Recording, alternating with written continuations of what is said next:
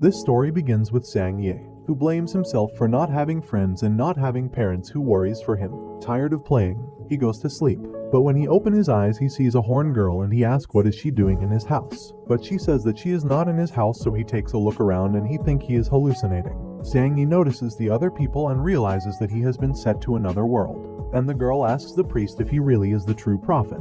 And he says that the prophet must be carrying a magical ring just like hers. Zhang Yi shows his ring and realizes that she also has another one just like his. She can't believe that someone without magic powers could be the prophet, and she also gets mad because he belongs to the human being tribe. Zhang Yi says that he doesn't understand anything, and he says that he bought that ring in a street store. So she tells the priest that he can't be the prophet since he is so weak. But he says that there was no mistake summoning him, and Zhang Yi will be the prophet that will save demon tribe of being extinguished. Zhang Yi, not knowing what's going on, asks them to tell him what's going on. So the girl introduces herself as Isabella Osa, the demon queen, and she says that day they were going to sing a peace treaty with human beings, but she didn't expect that her commander Lillian would betray her with the help of other humans. And while being disarmed, she took a big part of her magic powers, but she could stay alive thanks to the sacrifice of her 4 stronger subordinates. Hearing all that and seeing that he is in another world, Zhang Yi was planning to become the protagonist of the story. He asks why doesn't she hide on the mountains, but the other girls say that they are escaping from humans, so she summoned the prophet so he could help her, but they were disappointed since he was useless. In that moment, Isabella starts to feel bad and she transforms into a girl looking like a human being, and the priest says that this is because her aura has depleted completely, and they blame Zhang Yi because she used all her energy she had left to summon him. In that moment, some gentlemen say that the humans are already inside the realm and they escort Isabella so she can manage to escape, and the priest would stay to buy them some time so they can manage to escape. Isabella tell him to escape with them, but the priest is already preparing them to teleport. Isabella, crying, tries to take him, but he already took them to another place. In that moment, the door is destroyed and Tal's Angus appears asking where the demon queen is. But she was already gone and planning to take revenge, so they decide to flee for the moment. But they were attacked on the back by the humans, and the girls are planning to sacrifice themselves so she can escape. Zhang Yi promises that he would protect Isabella, so he grabbed her by hand so they could escape. But she wanted to stay and fight and die with them. Zhang Yi says that she does that, their sacrifice would be in vain. So Isabella, crying, sees from afar how everyone dies so she could escape. On their way, they come across with some human knights, and Isabella gets off Zhang Yi's hand and she attacks the knights for killing her subordinates. Zhang Yi stops her and apologizes, and a knight says that he heard that demons used to wash human beings' brains. They were planning to kill them because they thought they were working for the demons. But Zhang Yi on his knees says that they are not working for them and they were not brainwashed. Isabella wanted to kill him for making her kneel before a human being, but he says that by doing that they could survive, so then they could take revenge. But the knight wanted to kill them anyways so he could get a reward. But there is that guy who stops him and orders him to go with his squadron. A knight, noticing that he was the white squadron leader, didn't want to listen. But being a leader, he had authorization to kill. Then the others, noticing that, they decide to escape.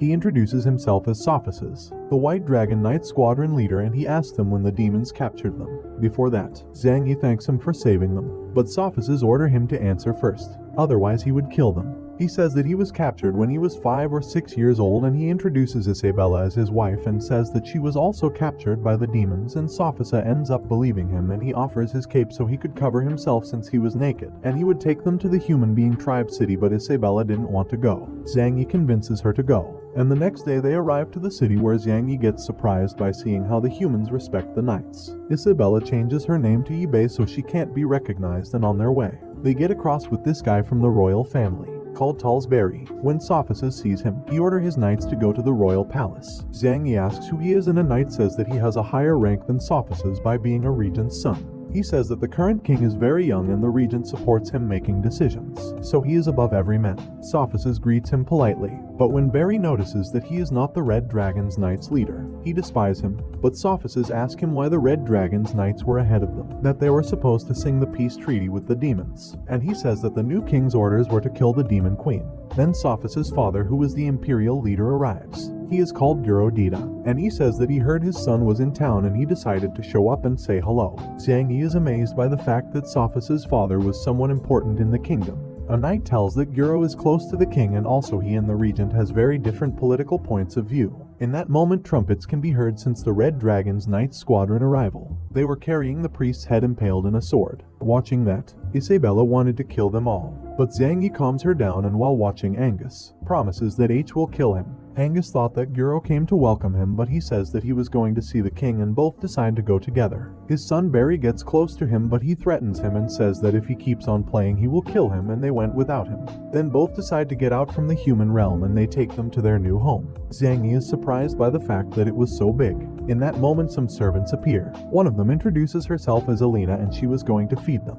But Isabella asks why Sophices is being so nice with them even when he barely knows them. On the other hand, these two presents themselves before the king, who was just a boy, and he congratulates Angus for having completed the mission he assigned to him. But Guro says that what Angus did was a crime, because the mission was to sign a peace treaty with the demons, not killing the queen demon. He also says that if the missing demon queen returns to the demon tribe, she will bring war against humans and they will lose a lot of people. Angus says that before they could sign the peace treaty, Lillian told him that she had her people's support to rebel and that if they helped her become the new queen, she would make a strong relationship between the two tribes. Then he delivers a letter to the king about what they had agreed with the queen. After reading it, he congratulates him for doing well his job, but Guro says that there's a mistake, because he does not believe the demons agreed so easily to accept their new queen. The king says to leave everything in Angus' hands, and being the king, he obeys, making Angus happy and Guro sad. Then we see Zhang Yi taking a bath and asking himself how to get back to his world because he doesn't want to be in this world since he saw so many people die before his eyes. Then Sophices arrives to take a bath with him, and Zhang Yi thought that all that good treatment they were receiving they were going to take it back slowly. But he came to tell him that they were going to send people to look for his family, and Zhang Yi lies, saying that since when the demons brainwashed him, he can't manage to remember anything from his past. Sophices tell him that he had a brother called Sophisac and the demons captured him, and he asks Zhang Yi if he knows him. But Zhang Yi says no because there were a lot of human slaves in the demon's tribe. Sophices gets sad, but Zhang Yi cheers him up by keep talking, and Sophices says that Lillian became the new demon queen, and then they keep talking about how his father and the regent aren't getting along. And when they finish with their bath, Alina takes him to his room, and when the door opens he finds Isabella changing her clothes. She was nervous at the beginning, but she closes the door rapidly and she says that he should stop treating her as the demon queen since Alina had been watching and since he told everyone that they were married. They put them both in the same room, so they should behave as a married couple to avoid suspicion. Then they hear someone approaching and it is Alina, so they start making love to make Alina leave. But they were only making sounds to fake it. Zhang Yi was taking it too far, so she hits him and makes him go to sleep in the floor. Zhang Yi asks her how to get back to his world and she says that she doesn't know, making him sad. But he remembers about the rings and he asks Isabella for hers. He put them together and tries to get back on his own, but all in vain. On the other hand, Alina finds Sophices and he tells her not to interrupt Isabella and Zhang Yi. Alina asks why is he helping them, and he says that when he knew Zhang Yi he felt a familiar connection and he thought he was his lost brother since he resembles so much. Alina says that she was happy for him since she hadn't seen him smile in a long time. Sophices throws her in bed and as reward he ends up making love with her. The next day Zhang Yi wakes up and Alina gives him new clothes. She realizes Isabella is not here, so she goes outside and tries to find her. She found Sophices training with his bow on her way and she is amazed about how good he is. Then she saw Isabella as well practicing and she is blown by how good she is. She lost her powers but not her abilities. Then Sophices invite them to eat, but Zhang Yi wanted to leave the human kingdom and says that he doesn't want to bother. Sophices say that there is no problem, that they can stay and live in his mansion forever, but Isabella says that they want to manage by themselves and they didn't want to bother anymore. Sophices say that they cause no trouble and he can find a job for them in the kingdom, but Isabella says that she rather goes back and work for the demon tribe than working for them. In that moment we see a story when the humans were terrorized before because they were weak. Then tired of that, they reached out a powerful dragon to protect them. The dragon accepts, helping them with everything. As a sign of gratitude they use the dragon as a deity, creating Dragon Knight squadrons of different colors. We focus on the White Dragon Knight Squadron, which is the king's personal cavalry, and there are two ways get into the squadron. One is to demonstrate that's strong enough and worthy to serve the king, and the other way is by obtaining a diploma from an honor school in the capital. She says that she wants to be an honor student in that school to get stronger, and Zhang Yi thinks that was the only way to get out the human kingdom. She says that she wants revenge, and Zhang Yi scared covers her, saying that they want to save other human beings that are trapped within the demon tribe. Sophices says no because fights are not as easy as he thinks, but Zhang Yi says that he has other purpose by joining the school. He says that after he graduates they want to help him and his father to lead the human tribe to the top and return them the favor of helping them. Sophices end up believing him and they accept to enrolling them into the school, and he noticed that Isabella had talent for the school, but he suggests Zhang Yi to cook rather than fighting. 2 months after sophists inscribe them and explain the different branches there are in school. He also says that there is a professor who will evaluate them to decide what branch is better for each one, and a knight is assigned to guide them in school. Before he goes, he says that if they don't manage to pass the selection test, he will take them back to the mansion. Isabella and the other one make fun of him, but Zhang Yi is intended to pass the test. In school on the melee branch, Master Mike Yasa was going to teach them a technique, and this guy's asked him to show the technique before everybody. Mike gives him a rock and asks him to hit a statue with all his strength. He destroys the statue a bit, and Mike asks to show the rock, but it was already destroyed. Mike says that in order to learn the technique, he has to attack with all of his strength, but the rock must remain intact. The guy says that it is impossible. Mike grabs a little bird and with all of his strength he destroys the statue, and he demonstrates that the bird is still alive.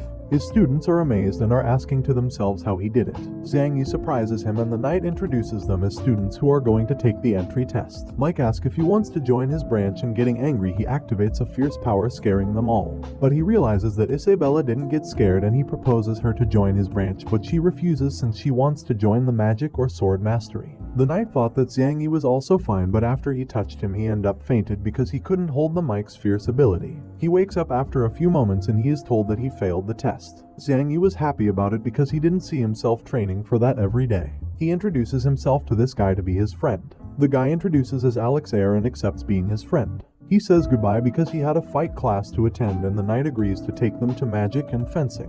Then we see a training field where Dorona, the fencing teacher, and Wadley AC, the magic teacher, were fighting to decide which branch would use the training field. Both were equal in powers, but they kept fighting, and they use a powerful attack but gets deviated and almost killed an old man. But Zhang Yi manages to save him by a hair, and he was terrified because if the attack would have reached him, he would be dead. Dorona points him with the tip of the sword and asks him who he is because she never saw him by the school before, and Zhang Yi says that he helped the old man from dying, but when he turned to see him, he was not there anymore. The knight says that he is Sophus's friend, and when she heard that name she was desperate to see him, but the knight says that he didn't come. And angrily she asks why they were there in her branch. He explains that they are new students and they came to take the entry test, but before that they are going to measure their strength. AC gives them a sphere to measure his strength, and Zhang Yi, not knowing what to do with the sphere, he asks the knight and he starts explaining. He says that the sphere reveals how much limit power there is inside each person, and that limit power is how strong can a person be with training. If their power limit is low in both magic and fencing, they will be rejected.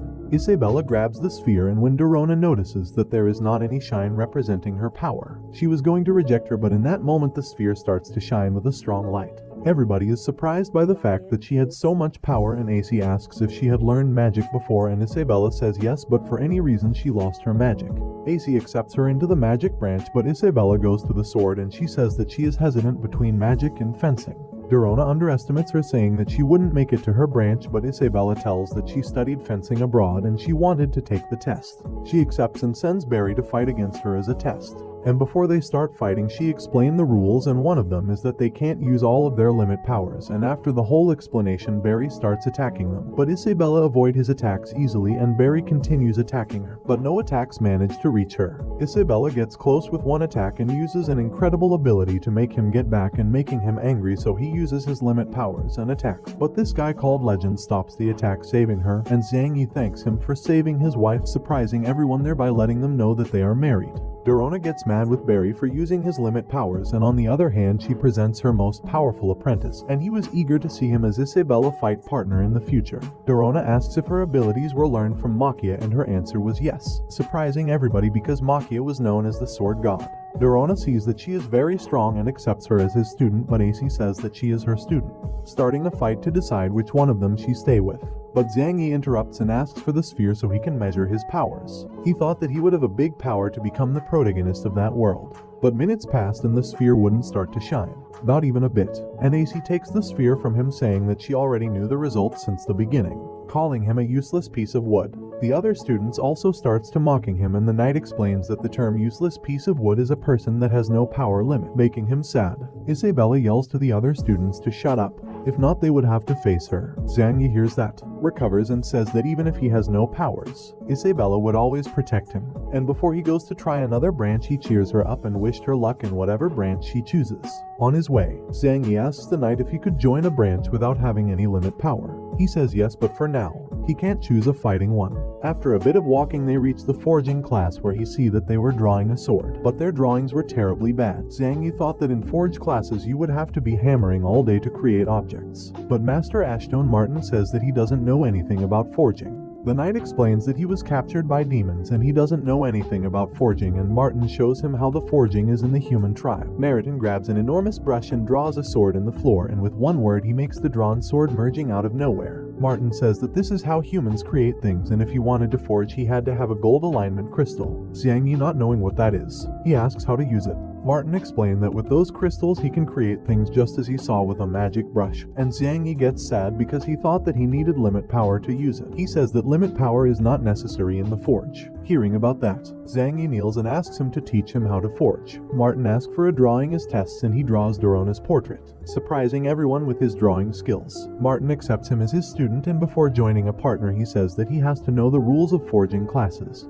He says that he must be very careful with what he creates and be responsible if something bad happens, and he cannot create living objects. Zhang Yi accepts and thanks Martin for accepting him into his branch, and Martin gives him a brush so he can begin with his classes. Later on, Guro arrives very angry to the king's palace, where he asks for an explanation on why the regent wants to execute the agriculture minister and the leader of the Grey Dragon's Knights. Angus says that the agriculture minister gathered with the East Beast's tribe, and the Grey Dragon's Knights leader ordered to bring food to them. Guro says that they did it because that tribe was struggling with drought and food, so they sent food to be able to get along with them. He asks to reconsider that decision of killing them, but Angus shows him that some beats were already captured and one of them will be the sword god, Makia. He also shows the heads of the agriculture minister and the Grey Dragon's Knight leader. The king is confused and asks Angus why he did it. Angus says that as the king is a good person, he did the dirty job for him, and he also said that knights from the Black Dragons and Red Dragons are on their way to the East tribe to extinguish them. When Guro hears about that, he asks the king to stop that before it caused more tension with other tribes. But the king is afraid, not knowing what to do. So this guy let the chains off on purpose, and Makia, noticing that his powers were coming back, shouts that he will not let his people and his tribe to be extinguished and attacks the king to end everything. But Sophisis stops his attack and he stabs Makia, ending with his life. And this guys get near the king to see how he was, and he gives the final blow to Makia. The king gets petrified, scared by that beast, and Guro realizes that everything was planned by Angus, who accepts it with an evil laugh. After that, Zhang Yi is walking towards some portals, and not knowing where they would take him, he asks a knight, and he tells him that those portals takes you from the academy to the residence. He also explains that if he wanted to keep studying in the academy, he would have to live in the campus. Zhang Yi asks why he doesn't return to where the knights are, but he gives him a key and says that if he doesn't want to live in the campus, they would teleport him back to the mansion. But if he wants to live there, the knight would live with him. Zhang Yi is a thankful act. He will try to find Sophis's brother when he get back to the demon tribe. On the other hand, we can see Sophisis with Guro going to the king to try and make him reconsider some things when making important decisions. When they arrived, a knight told them they already knew they were coming, but the king orders were that only him and Guro could be in the room. Guro tell him to wait outside, getting it alone, and Sophisis had a bad feeling about letting him in alone. Guro called the king, but he wasn't there, and Angus appears from the shadows and says that he sent the king to practice archery. Guro knew that this conversation will not end well. Sophisis was still waiting for his father, and this guy called Sato appears and talks about the Wither Dragon's Knight squadron should be led by the king, but being just a child, that power had to be passed to the regent. In that moment, Sophisis realizes that something wasn't right, and after seeing the knights he was planning to enter the room, but Sato stops him. Sophisis with a sword in it asks what will they do to his father. Nothing, says Sato, because Angus is inside and he is making him see the true state of the capital. Sophisis asks more questions, but Sato leaves. On the other hand, Zhang Yi decided to stay in the North Campus, and when he opens the door, he finds Isabella changing clothes again, but she doesn't care since he already saw her before. Isabella talks about how good they are treating them in the academy, but Zhang Yi suggests escaping the academy, but she refuses because the academy controls their students very well, and they would notice that they are not in the room. She explains that the academy has a magic field surrounding it, and in her state she would not be able to break it. Zhang Yi asks her for another plan, and she says that they must wait until she gets stronger in the academy. She also said that the demon tribe only accepts strong people as leaders, not somebody weak, and she gets sad when Zhang Yi sees that. He promises her that he would take her back to the demon tribe so she can be the queen again, saying that he chose the forging branch because it is destined to be powerful. Then he asks her what branch did she chose. Isabella says that she chosen both so she could recover her strength quickly, and both teachers accepted. Zhang Yi takes advantage of the conversation to get into the bed, and they kept talking about how they could become stronger quicker. Then when she saw him on the bed, she asked him to leave, but Zhang Yi says that he is just pretending to be a married couple, making her blush. They keep talking, but Isabella throws him out, threatening him with a sword, and he goes to the floor where he starts thinking about things he can create with his magic brush. The next day, Isabella wakes up, and when seeing a silhouette in front of her, she grabs her sword asking who is there. But when she sees it well, she realizes that it is a statue made by Zhang Yi, and after getting out of bed she sees other objects, asking to herself what could it be. Then she hears some noise in the living room, and she realizes that there are other creations made by Zhang Yi, and she was planning to ask him everything about those creations in the night. In Forge class they were waiting for Zhang Yi, but as he didn't arrive they were about to begin with the class. But in that moment Zhang Yi arrives with a bicycle, and everyone is amazed by Zhang Yi's creation,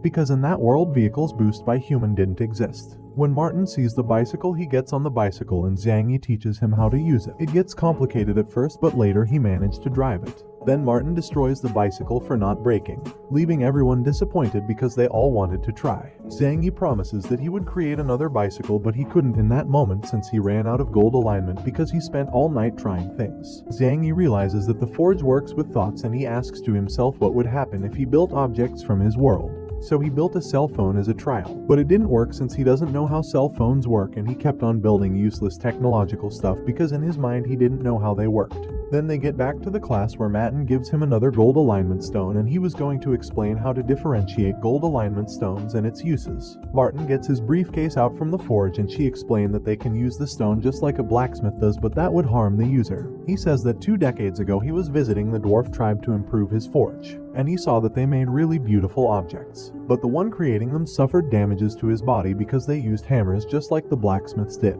After Martin's big research, he realized that they could use the stone in a very little form by embedding it into the brush and drawing objects to be created out of nothing. Zhang Yi doesn't understand completely, so he asks Martin where the gold alignment stones come from. Martin says that they form inside a mine in the capital's border, but the problem is that a powerful golden dragon lives there. The king used to send the Purple Knights squadron to collect them, and they would refine the stones and sell them to finance the military. Martin says that each stone cost 10 golden coins, and everybody is shocked by that because they were too expensive. Zhang Yi doesn't know what 10 gold coins worth, and one of his school partners explains that 500 people can be fed with 10 gold coins for a month, scaring him because he used them deliberately. Then Martin says that that's the lesser range stone, and he shows them a range of stones going from the lesser ones up to the better ones, which can reach a price of 50 gold coins. Then he explains that stones differ by color, like the red one which uses fire as base, but they worth up to 500 gold coins. Then he gets his magic brush out and he explains the limits of his lunar stone and how rare it is. He is the only one who has one in the capital. Then he tells a story about when he was young studying the forge with the dwarves, but they weren't as sociable, but later on they acknowledged him by realizing how determined he was. The dwarves had 4 lunar stones, and they gave him one of them as a reward for obtaining many achievements. With that stone, Martin built the walls protecting the capital and explains that the power of a lunar stone is infinite, but has a price, and that is that extracts the user's consciousness. One of the students says that this side effect must have not affected the master because his looks pretty healthy, but another student points towards a photograph where you can see a handsome guy, and that was the master 10 years ago. And the students are in shock by that because now he is bald and ugly. On the other hand, Sophices is with his father, but he arrived home very upset, saying that everything was over, worrying Sophices for what they could have done to his father. On the other hand, Isabella was training fencing, and by the end Dorona congratulates her for training more than the others. But she felt bad because she got tired easily because that didn't happen when she had all of her power. Then she goes home and she finds all these stone sculptures of both of her masters, and she realizes that they were made by Zhang Yi. Isabella takes a blueprint, and Zhang Yi says that those were dwarves' tribes' blueprints where they were creating steam machines, surpassing the intelligence of the demons' tribe.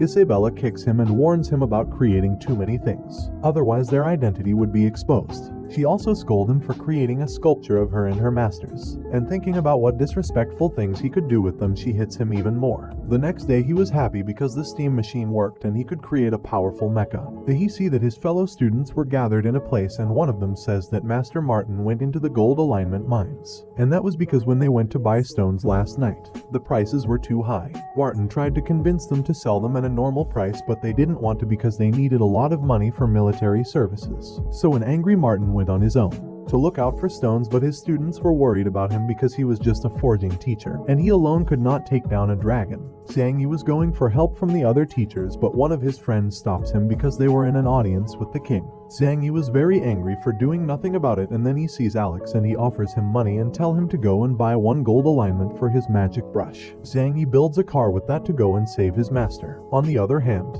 Martin is arriving to the mine, but one of the knights didn't want to let him through because only purple dragon knights were allowed to enter the mine. Even with all that, Martin gets in and starts looking out for gold alignment. Then we see Xiangyi and the others arriving the mine and planning how to get in to look for their master. But then an explosion occurs and they see dust coming from inside and Martin getting out from it with the gold alignment. He also defeated some monster with the weapon he invented with the dwarves' help. The guy was happy with his gold alignment, but they could use them already because they needed to be refined. But the problem was that the refinery team worked with the Purple Dragon Knights, and in that moment some knight surrounds them and the refinery master calls him out for getting into the Purple Dragon Knights' territory. Martin also calls him out because those monsters weren't that strong to justify the price increase of gold alignment. The guy says that it was not his business and give the order to kill them so they could take the gold alignment. But Isabella together with Martin and Alex were defeating almost every one of them, but the refinery master steps in attacking Alex, but Martin protects him and his weapon get destroyed. That guy uses a special slime creating many clones and he planned to attack them, but Xiangyi had finished his creation. Xiangyi is completely covered by the rocks and the refining master attacks the others, but Xiangyi inside the rocks neutralizes him using a powerful attack. Then he throws another attacks to the other master, but he manages to deflect it, hitting his knights, and everyone is surprised to see a mecha getting out from those rocks. The purple knights get scared to see that Mecha, and Martin is surprised even more because the dwarves wanted to build something like that, but they couldn't, but Xiangyi did. The refining master attacks him with everything he got, but no attacks could manage to damage that mecha, and Xiangyi starts defeating those knights and capture the refining master and threatens him, saying that they must not mess with them. And we can see that the ones behind all that mess were the regent's family. Since they wanted to earn more money, they was planning to raise their prices of gold alignment. But a soldier arrives saying that the Forge branch gathered the gold alignment and also they captured the refining master, surprising everyone. Xiangyi and his group arrives to the kingdom, but the purple knights won't let them through, and behind them were the people who raised the prices, and they ordered to capture them for breaking the law by collecting gold alignment without any permission. But Sophices arrives with other guys and says stop, and he tell Barry that the king sent him to stop Martin. Barry doesn't buy it, but Legend being his uncle, he releases his power, making him obey the new orders given by the king. But this also affected Zenag, which ends up being amazed by that enormous power. Being just his nephew, Legend warns him not to be so careless just because his father is the regent, because for Barry he was only a piece of trash. Dorona also scolds him for not going to class, and Martin asks officers to arrest him, but he denies because the king never gave that order since he cares so much about him. Xiangyi thanks officers for helping them again, and he told him not to do that again because he doesn't want to see him die. On the other hand, AC tells Isabella that she picked her to represent the magic branch in a festival. But she fights again with Dorona because he also wanted her to represent the fencing branch. Sophices asks Xiangyi to go with him to the palace, and once there they talk to the king about the gold alignment price increase. In that moment Angus arrives, informing the king that he discovered that the Purple Knight's leader is increasing the price of gold alignment. He also said that he already punished him and suggests the king that the Forge branch should be in charge of collecting gold alignment stones. Everybody is surprised by that, and the king asks about the military budget. But at the moment he suggests that the White Dragon Knights should handle it. Xiangyi asks to himself why Angus is helping them, and the king accepts those suggestions. And he asks a favor to Martin, to build an arena in 10 days for the upcoming festival. When getting out, Sophices ask Angus why he helped them, and he says that he did it because he is a very important general. Then they continued talking, and Angus says that he helps the king making decisions to make the empire get better because the king is very young to make important decisions. Sophices say that he shouldn't take advantage of his power, making Angus angry. Angus then asks Sophices if his father didn't tell him anything about what they talked the last night. When Sophices remembers that he asked him what did they do to his father because he arrived home very upset. And they were about to start a fight, but some soldiers arrive and tell him that his father hanged himself in the library, and Sophices got scared, and the other were surprised. That night Xiangyi were depressed about what happened to Sophices. He didn't want to feel bad, so he asks Isabella what branch she decided to represent in the festival. She said that she will represent fencing and science branches. He starts bothering her, saying that she should join Legend in the magic branch, making her angry again.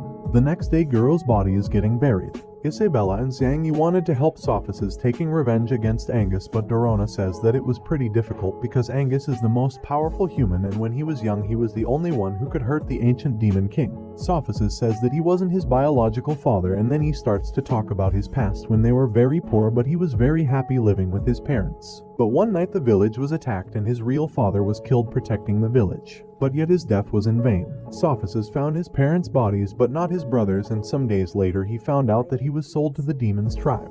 In order to save him, he trained so hard and he joined the army where he acquired combat experience, and one day Guro visited the squadron where Sophia's was. And after seeing how Sophisis killed one of his partners, Guro asked why he did it. Sophisis says that he was nearly dead and leaving him alive would be leaving him with a lot of pain until death came. After that he adopted him and he treated him very well. He wanted to create along with him a world where every tribe could live in peace. Dorona asks what should they do now, and Sophisis say he can only give his bets to move on. Then we see Angus talking with a hooded guy, but he left after this girl's arrived, picking the heads of some people, completing the mission Angus assigned. Angus assigns another mission to her. He already enrolled her in the academy where she has to represent the archery branch and gives her a photo of Xiang Yi so she can find her target. The next day, the forging branch goes to the old royal arena to rebuild it with the help of Mike and AC. Both of them destroys the arena completely and gathered all the debris so it is easier to rebuild. Martin thanks them. Xiang Yi watches Alex and asks to himself if he has a lot of money since he works carrying forging material. Martin says that he works to sustain his family economically while he studies, and Alex proposed himself to win the festival to obtain money and send it to his family. Xiang Yi asks how much the champion gets, and the Four Eyes says that the winner takes 1,000 gold coins and also a trophy made out of solid gold. He also says they can get the rank of military commander after graduate from the academy, and he gets happy because with that rank he could get out the empire and go back to the demon tribe. While they are rebuilding the arena, Xiang Yi's superiors arrive to help them because they owe so much to Master Martin. Then Martin introduces them as their new teachers who will replace him during 10 days so they could be ready for the festival. Since Forging Branch always finished last every year, they would have a special training so that would not happen again. On the other hand, Legend was practicing his magic, which was very powerful, and after seeing that, she was pretty confident that she would get first place thanks to him. On the other hand, Isabella was also training, but she has an illusion where she sees her subordinates' bodies who sacrificed for her, and there the Demon Queen presents herself, making her remember that everything was her fault by wanting to sing a peace treaty with the humans. She also argues about why she trusted in Lillian. Isabella gets angry and Dorona notices the enormous power she was about to unleash, so she knocks her out. Dorona is surprised to see all that evil power limit. She was even scared. On the other hand, Sophisis was walking through the capital. He sees an invention he never saw before in the capital, and he is also surprised to see all those citizens using objects he never saw before, and when looking at other store he realizes that all those inventions were Xian Yi's. Then he goes to the royal arena to see Xiang Yi, but he is told that he went into the South Forest with Alex. Before he went there, he told them to give Sophisis all the money he got inside the gold alignment mine for the military budget, but he didn't want to accept it because that was money recovered by the people entering the mine. But they told him that it wasn't the case because with Xiang Yi's machine they collected gold alignment faster, and that's why prices went down because it's easier. And that's why also home prices went down. Sophisis gets happy by the fact that Xiang Yi is making the empire a place where others can live happily without feeling the pressure of money. On the other hand, Xiang Yi and Alex arrives to the South Forest where they found useless wood. And they call it like that because that metal is extremely hard and they can't use it for anything. Xiang Yi wanted to corroborate how hard it was to see if he can create a chainsaw to cut it, but it breaks without making even a scratch. Alex asks why does he want that useless thing, but Xiang Yi says that it isn't useless just because they can't use it, but if they manage to use it, useless wood might become the Empire's most valuable resource. The next day everyone is preparing for the festival, and with it the king's arrival, Sophisis announces the beginning of the festival and give the order to every branch representatives to step into the royal arena. Each one of the branches steps in, and the festival winners' candidates were Fencing Branch and the Magic Branch. Xiang Yi is surprised to see only one person in the Cooking Branch, and they are underestimated when they stepped in because everyone thought that they were there only to make them lose time. Participant called Ninair was angry, but his master asked him to calm to avoid any trouble. After so many branches, the Forging Branch steps into the arena, but the other are depressed because they always finish last in the festival, and Xiang Yi tries to cheer them up, but Martin was depressed too. After every branch is inside the arena, Sophisis explained the competition rules. The festival would last for 5 days and they would be separated by category. The first one crossing the Empire, and 1 day going through the locations to placed around the Empire, and when they get through portals they will get a coin that has a value of 10 points. There will also be 10 coins hidden through the kingdom, and the first 16 contestants with the higher points will manage to advance to a new category. He also says that there also are dangerous obstacles in every location, and once he ended the explanation, a door appears with a very dangerous location. Everyone starts to get in, and the forging branch was scared, but yet they got in, and that's where Refinery Master Yalu arrives and tell Martin to get their students' tombs ready because they won't get back alive. Zhang Yi goes through the door and he realizes that there is a lake called the Lake of Sound. This girl explains to him that it is called like that because if a person yells in the edge of the lake, it creates an echo that lasts longer than the average. Leino, also known as Tall's Renz, gets close to Isabella asking her if she wants to get through the lake with him, but she goes to where Zhang Yi saying that she would find a way to get across with her husband. Zhang Yi says that he has an idea to get through the lake together, making Renz angry because he says that he doesn't respect married women. All the students start to cross the lake, and while all of them were getting far away, the Forge class awaits for Zhang Yi to build something so they could get through the lake. Zhang Yi builds this yacht named Mar, and this girl says that why doesn't he teleport objects he already created, and Zhang Yi says that when forging, he does not need to draw very well what he wants to build since the forge depends on the forger's thought. So if he has a boat sketch, then he could create any type of boat with the same drawing. The girl starts to flirt with Zhang Yi, and his partner called Moto says that he shouldn't tell his secrets to his rivals. Zhang Yi says that he shouldn't worry, and in that moment he could see that Isabella was angry, and when she notices that he saw her, she turned her head so he couldn't see her like that. The other girl introduces herself as Aixa and asks him a favor, to take her and his partner, because his giant cat didn't want to get into the lake because it's fearful of water. Moto was against taking them because they were rivals, but Aixa says that if they help them, she would return the favor to everyone in the Forge class. They all agree and they got ready to cross the lake.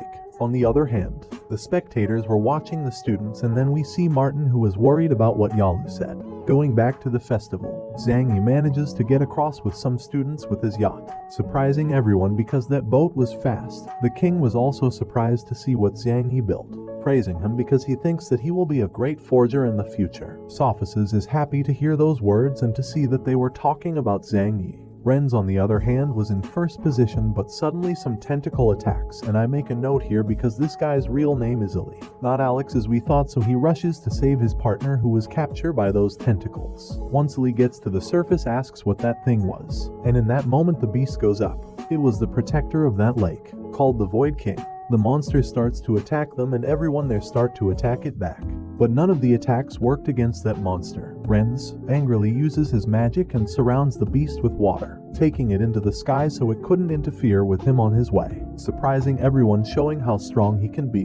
When the king saw that, he asked Sophices if Renz could become as strong as the regent in the future. Sophices is very honest and says that Renz is very strong, but he can't compare him with the regent because he is comparing a training field with a battlefield. On the other hand, Ali partners are apologizing for delaying him, but Ali didn't want to continue without them, and in that moment Zhang Yi appears, helping them, getting them into his yacht. They continue their way, and the Void King fells near to them with the color turned into red for how angry he was. Aixa explains that if the Void King gets red, it might become a Class S monster, so that's why she tries to stop it. Zhang Yi stops her, and together with the Forge class, they activate some devices giving the yacht a powerful minigun. Zhang Yi starts to attack the Void King with the minigun, surprising everyone for how powerful that weapon was. While they were attacking, the Void King asks to stop since they are hurting him, and Zhang Yi is surprised to know that it can speak human language. So the Void King transforms into a little boy, who explains that his master ordered to participate in the festival, and Zhang Yi thought that he had a coin, so he asked him to hand it over. On the other hand, Renz manages to reach the other door where he finds 2 coins, and he went his way getting into the other door. Then the other students arrive, and they realizes that the first place will get 2 coins and the second will only get 1 coin, and as they thought that they couldn't beat Renz, they settle with that. Then Zhang Yi arrives, and he is happy for being able to get through the first round, where he got 2 coins after taking them from the Void King. Zhang Yi gives a coin to Isabella, but she didn't accept it because she wanted to get her own coins. So they all got into the next round, where they found themselves into a burning forest. This was perpetrated by the regent's family, who set fire to the forest to summon the spirit of the forest to kill Zhang Yi by Yalu orders. On the other hand, Zhang Yi was on his way, and when he realizes that the fire was set intentionally, he asks himself who might have been. Then they found some twins fighting against spirits of the forest, who blames them for having intervened with the peace of the forest. Aixa helps them with her magic, and Ali along with Isabella cut the spirits into pieces, but they could regenerate because they have that ability. Zhang Yi tries to talk to them so they don't have to fight, but they didn't want to let them go because they thought they were responsible for the fire. Renz interrogates one of the spirits and he tells that one of the humans started the fire. Renz was angry to know that there were people ahead of him that set the place on fire. On the other hand, the other managed to contain the spirits, and Isabella senses that there are people hiding, so she asks them to get out of their hideout. They say that they just arrived to the forest and because of Renz they could not find anybody of their team. In that moment, Ellie feels a great amount of limit power getting close, so that's why all of them gets into fighting position. In that moment, some roots start to get out from the earth and start to attack them, but Aixa protects them with her magic. Then from where the roots were, a monster called the Thorn Queen appears, which was a rank as she starts attacking them and everyone attacks her back. But no attacks seem to affect her. She was so powerful. Isabella starts to attack her, managing to distract her, and then cutting her in half with her sword, with a combination of sword and magic. But the queen appears from the trees attacking her on her back. But in that moment a big ball hits the queen's face, sending her flying far away. It was Nai who helped them. He introduces himself, but the other make fun of him after hearing his voice, which sounded like a woman's, but after that they apologizes. Isabella asked how the queen appeared from the trees, and Aixa explains that the Thorn Queen relies on the tree's energy to live, so her tail is connected to every root so she could extract her life power. Then the queen appears once again, starting a new fight. Zhang Yi knew that the other two were from the pastoral branch, so he asked them to heal his friends and he would compensate in exchange. In that fight, the queen almost killed Zhang Yi's friends, but the forging branch intervenes with weapons created by Zhang Yi. Zhang Yi had bought some time and he created another weapon even more powerful, and he starts fighting against the Thorn Queen. Then Isabella asks him to stop. She starts to release almost all of her limit power, surprising everyone because that limit power were the same as Ren's. Isabella starts to get close to the queen, saying that she finally remembered her. And once the Thorn Queen notices her limit power, she remembers the past when she was little and lived with Isabella in the demon tribe. But as she couldn't live in a place with so much magic, Isabella frees her, promising her to come back in the future when she could turn this place in a habitable one. When the Thorn Queen remembers her, she starts to cry out of happiness, and she almost called her Demon Queen, but Isabella tells her not to reveal her identity. In that moment, the giant cat that could also talk, and says that dark limit power comes from the demon tribe, scaring everyone when hearing that. Zhang Yi couldn't explain what was happening there, so Moto explains that they were demon slaves, so she might have learned that there. Zhang Yi started acting like he doesn't want to talk about the past with the demon tribe, but inside he was happy and thankful with Moto for intervening. Then Isabella arrives. She was talking with the queen and tell them that some people set fire to the place, but it wasn't Ren's, so it should have been other people who were ahead of Ren's. So with that they settle the misunderstanding, but since they didn't want to leave the forest like that, the twins put the fire out with their magic. The Thorn Queen apologizes for blaming them for everything, so she gives them 5 coins that she found around the forest as reward for saving the forest. Isabella gives them 2 coins, and the twins also handed over hers because they had no more limit power to continue. So these two, without doing almost anything, they got 2 coins as well. The others continued with the festival, and the Thorn Queen wanted to accompany Isabella, but she refuses because she must escape from the humans first. When that happens, she promised to get back and find her again, and she get happy. When they are at the door, they see that there is a coin there, which Lee ends up taking it after a game of rock, paper, scissors, but the girl that works for Angus takes it from him, and as they didn't want to get the coin back to him, Zhang Yi was about to start a fight with them, but Lee stops him, saying to leave it since he wants to get a coin by himself. On the other hand, the regent's family were fighting against some monsters, but they couldn't defeat them for how strong they were. In that moment, Renz arrives, killing every monster and obtaining 3 more coins, and once he knew that they started the fire, he warns them. Going back to Zhang Yi, they were having trouble crossing the mountains from the next round, because the wind was very strong. When walking, Billy accidentally steps on a trap, starting an avalanche on them. But the girl from the archery branch helps them and the others as well by stopping the rocks. But the rock starts joining together, becoming giant golems, and as a gratitude gesture, Lee destroys the golems with his limit power. But all was for nothing because they end up regenerating themselves, creating a bigger golem that starts attacking Ali. The girl with the bow wanted to help him, but Zhang Yi stops her because that was an Ali's fight, since from that moment before when they taken his coin he remained cool. So he wants to see what his potential is when fighting. And in that moment they feel an enormous limit power coming from Ali, and he destroys the golem in a very epic way. Everybody is surprised by Ali's limit power, even Renz, who was pretty ahead of them. And with that Ali got various coins, but after using that attack his arm was damaged. Everyone who managed to see his power were surprised for how strong he was, even the ones that took the coins from him.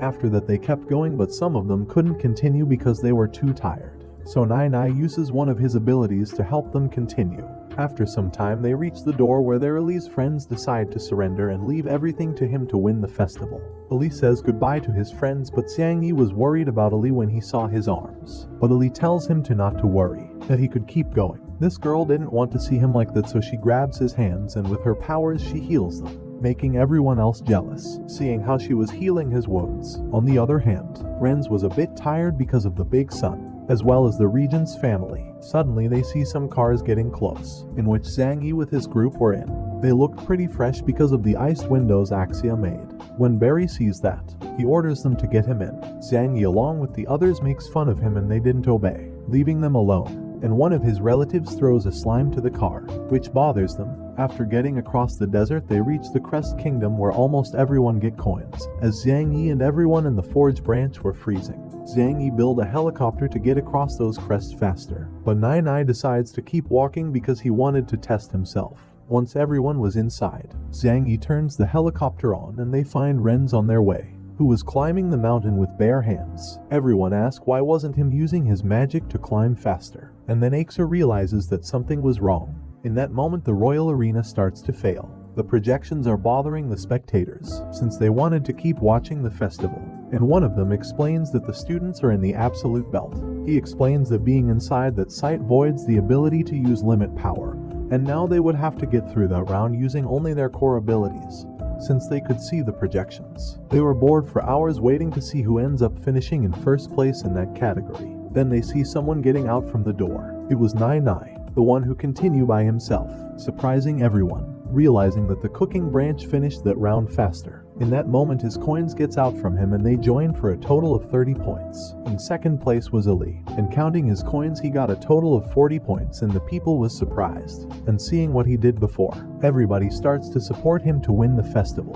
The third place is for Renz, who broke the festival record by getting 100 points, and so everybody else were arriving one by one. Moto was sad and he arrived alone. Zhang Yi was getting Martin worried, and the others ask where Zhang Yi was. Barry says that he probably was dead and Moto blames him. A worried Sophists gets down to the arena asking Moto what happened to Zhang Yi, and he tells everything that happened. When they reach the top of the mountain in Zhang Yi's helicopter, Zhang Yi was about to dismantle his helicopter so nobody could copy that in the future, and in that moment the regent's family arrived. One of them takes a coin from Zhang Yi with a slime. Ali attacked him, but his limit power didn't work on that mountain.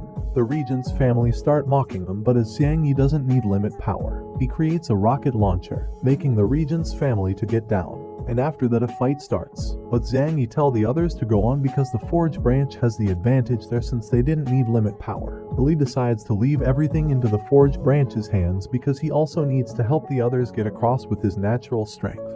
Both sides were fighting and Barry had planned to kill Zhang Yi with his sword, but Isabella intervenes, sending him flying with a swing of her sword. Zhang Yi tells her go on and continue just like the others, but she didn't want to. She wanted to take Regent's family coins, and with that, everybody else manages to get to the final door. One family member creates a giant hammer and hits the floor, breaking it, making the whole Forge branch to fall into a pit. Isabella saved everyone, but when she was about to save Zhang Yi, she didn't realize that a big piece of ice was behind her. So Zhang Yi changes places with her to protect her, making the big piece of ice hit his head and losing his consciousness, and so both of them fell into the bottom of the mountain. When Ali heard that, he planned to start a fight, but Sophists stops him, saying that if he does that he would be disqualified from the tournament.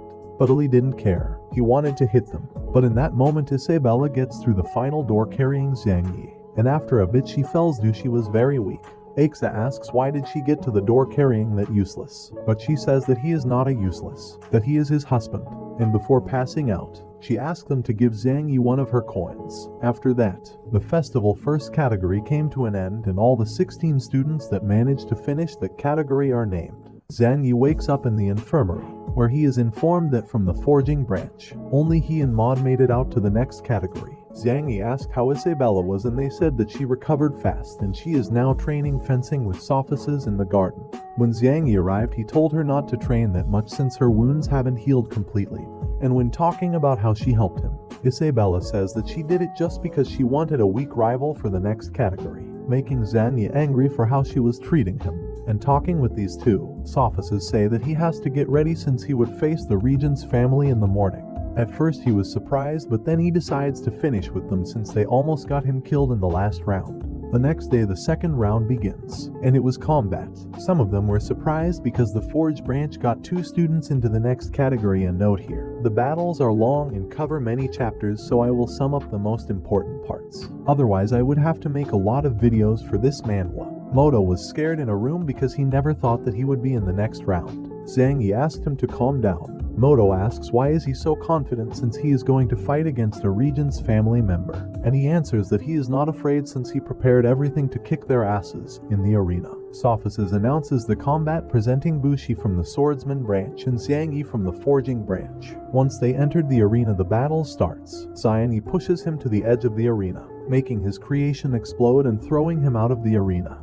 Zhang Yi thought that he already won, but a slime starts choking him because Bushi didn't fell down completely after the explosion. Zhang Yi uses one fire stone, burning his slime, since that was its weakness, and he says that he found out what his weakness was in the past category since he used his slime everywhere but in the desert. With that being said, Zhang Yi creates a special weapon for him, which starts surrounding him inside a sphere. Bushi tries to escape, but he couldn't, because the top was made from red iron, and before all that, when Bushi attacked him with the debris, he took advantage and he put dynamite inside.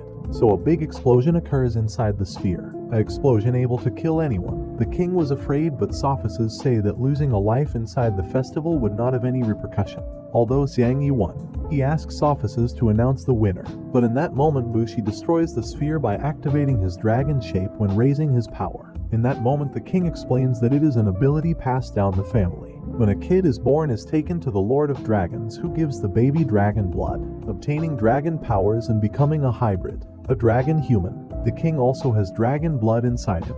In the battle, Bushi says that his slime is a dragon slime, which once it consumes the user it becomes stronger. Zhang Yi tries to damage him physically, but no weapon seemed to work. So Bushi thought that he was the winner of that fight. Zhang Yi tells him not to be so sure about that because when destroying the arena he found the useless wood he had found before, and with that he locks Bushi up, creating a microwave. He tries to get out, but none of his powerful attacks could destroy the useless wood. Zhang Yi started giving him a speech to everyone who made fun of him for not having limit power. He explains that useless wood is the hardest material in the world, and the forging branch is the only one that can use it, making it a branch destined to be powerful. With all that, he uses his brush with an electric stone to activate his giant microwave. Then we can see Zhang Yi's past. He was very smart. He even received an offer for a position in Harvard being only 14 years old. This is the reason why he can create advanced technological objects, because he is smart and he knows how things work from inside out. Bushi was asking for help inside that microwave because he couldn't hold that heat anymore, and also, his slime was devouring him in order to survive. When Yalu notices that, he orders him to get him out. Zhang Yi refuses because when they participated in the festival they got rid of them, and he didn't want to free him because he maybe get out alive, and then he would try to kill him. In that moment someone interrupts him. It was the academy director, called Basil, who saved Bushi's life since he is the one in charge of ensure safety and security of every student. As the fight was pretty exciting, he announces that Zhang Yi was the winner of that fight, getting everyone excited. Zhang Yi sees Isabella, but she steps out and thinking that maybe she was mad. Basil told him to look for her. On the other hand, Martin confronts Yalu, saying that if he tries to mess up with his students again he would not let him escape. But Basil intervenes, saying that he would not let the teachers fight. He asks Yalu to get rid of that dragon slime since it is a very dangerous object, and asks Martin a favor, to fix the arena for the next fight. On the other hand, Zhang Yi is with Isabella and he gives her a sword made of useless wood before her event starts. Before she goes, Zhang Yi asks her about what happened in those snowy mountains and why when someone talks trash about him she always defend him. But just after she becomes cold with him, then he shouts that he wanted to understand her better. Isabella says that the priest who summoned him before said that he wasn't the hero who would save the demon tribe. Zhang Yi says that he is very strong now, but Isabella angrily says that just by defeating a weak human being he shouldn't believe that he was very strong, as he wanted to know what happened before he passed out. She tells that day when they were falling and they could not save themselves from death, their hands started to shine, teleporting them into a dark room. There she found herself with the Void King and Basil. who already knew that she was the Demon Queen. Isabella, furious, asked Basil how did he know she was the Demon Queen, and Basil says that when Martin built the walls he then used a protection magic on them so he knows who enters and gets out of the kingdom. He told her that he used to visit her house regularly, surprising Isabella by letting her know that he knew her father. Basil told her that they stopped talking to each other when a subject merged and they didn't agree with it because they had different points of view. Isabella asks him why did he become friends with his father if he was from another tribe. So he says that he doesn't see differences between tribes since every life was created the same, and she will feel the same when she gets to know the truth, since everything sees and surrounds them belongs to a big entity. Isabella doesn't get it completely, and knowing that she is the Demon Queen, she asks him if he would let her continue studying in the academy. Basil says yes because he wanted to see if she can surpass her old self with her current form. Isabella starts to think that Basil might have other identity as well, since he already know her identity and he doesn't seem to worry about that. She wanted to fight him, but after talking with him he made her feel insignificant as an ant. When Xiangyi hears all that, he already knew that Basil knows that he came from another world, and Isabella says that since the festival is her only way out of the kingdom, she planned to win, and before she goes she told Xiangyi that from now on he could do what he wanted. In the arena, Sophists get started the second fight, introducing Moss Faley from the magic branch and his giant cat known as General. And on the other side there is Nanai from the cooking branch. Most believe that Faley would win, and even if he appears to be silly, he is one of the strongest specialists in his branch. After that, the fight begins. Faley started to prepare an ability while his cat starts attacking Nanai to distract him, but when trying to damage it, he couldn't because his body was too hard. In that moment, Faley finished with his ability, absorbing a lot of energy from the sun, transforming his cat in someone very powerful and human-shaped. Nanai starts throwing powerful and kitchen tool-shaped attacks, but after hitting him none of the attacks damaged him. The cat gets too close to Nanai and starts struggling with him, and after realizing how powerful he was, the cat asks why does a chef have such power to fight. Nanai says nothing, continuing fighting, and the cat almost throws him out the arena with one hit. In that moment he focuses on Faley, who is about to throw a powerful attack with all the energy absorbed from the sun. After seeing that, Nanai starts preparing a powerful defensive ability. Faley throws his attack hitting that defense. Both of them starts to giving it all to see who could came on top. And after a while all the attacks explodes, leaving Faley exhausted since he does not handles that ability very well yet. Everyone is surprised to see that they destroyed half of the arena, and Moto asks Aixa what kind of magic Faley were using. She explains the different types of magic that exists, and the one Faley was using. He was a special student in that kind of magic. When Xiangyi sees that fight he got sad since Isabella told him the truth, saying that he is not that strong. If he would have fought Nanai or Faley in the first round he would have lost. So after that fight, he would try to find the way to increase his potential so he wouldn't be left behind. Now in the arena, Nanai managed to hold the powerful attack. Faley is surprised to see that he didn't win with that attack, so the cat starts fighting against Nanai, damaging him with his claws. Nanai uses a smoke grenade, but even with that, the cat was powerful and manages to damage him inside the mist with his speed. The cat was winning the fight, but suddenly he starts to behave weirdly, going back to his original form. Faley tries to get him back into it. Nanai says that the smoke grenade was known as the cat herb, which made his cat lose its normal functions, but it wasn't dangerous. He asks him if he wanted to keep fighting, but Faley surrenders since not even him could keep fighting, surprising everyone because no one expected Nanai to win. Then another fight begins, introducing Barry and Isabella, both from the same branch. When the fight begins, Barry tells Isabella to surrender, but she doesn't listen and start to throw powerful attacks one after the other, making Barry unable to counterattack.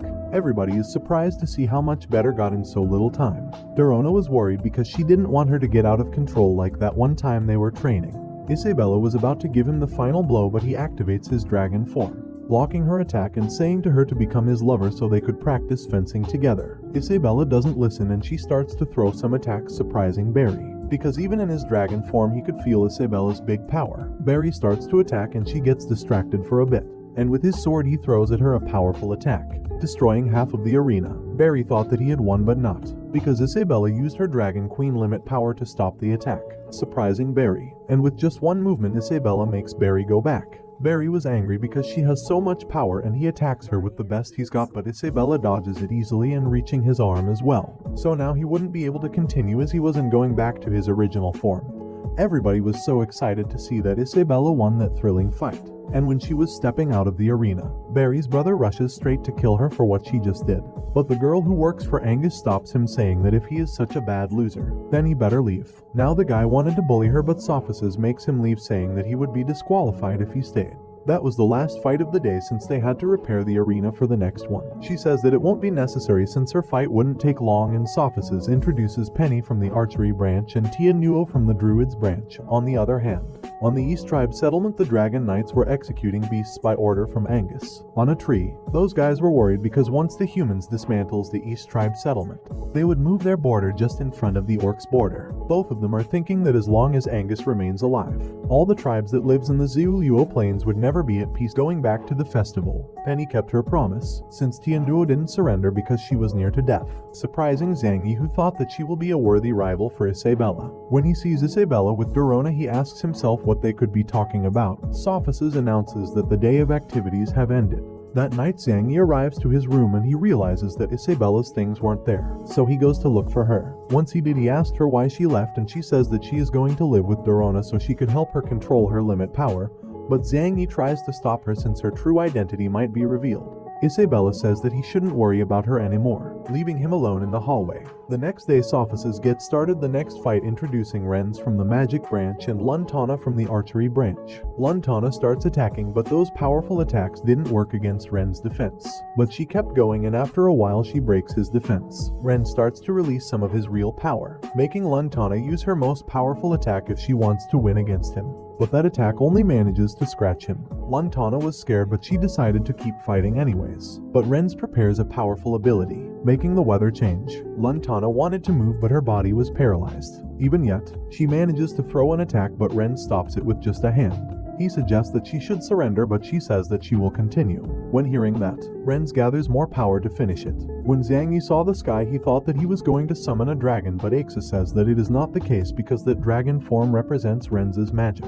She explains that magic is classified in wolf, tiger, and dragon, to where that last one is the highest level. Back to the arena, Renz throws his dragon form attack, creating a big explosion, but she was saved by her master, and the others thought about surrender when their turn against him arrives. Sophices starts the next fight, introducing Li from the combat branch and Mei Li from the pastoral branch. Zhang Yi decides to go because he knows that Li would win. Li was having trouble in the arena because he couldn't manage to hit one blow, because according to Mei Li, he can't use the violence against her. Outside from the arena, Basil finds Zhang Yi and he teleported him to the library so they could talk privately. Basil told him that he could read people's thoughts since his power level was huge. When Zhang Yi hears that, he asked him if he would be able to take him to his world, and Basil says no because he can't do that with his limit power, but with Zhang Yi's ring he could go back.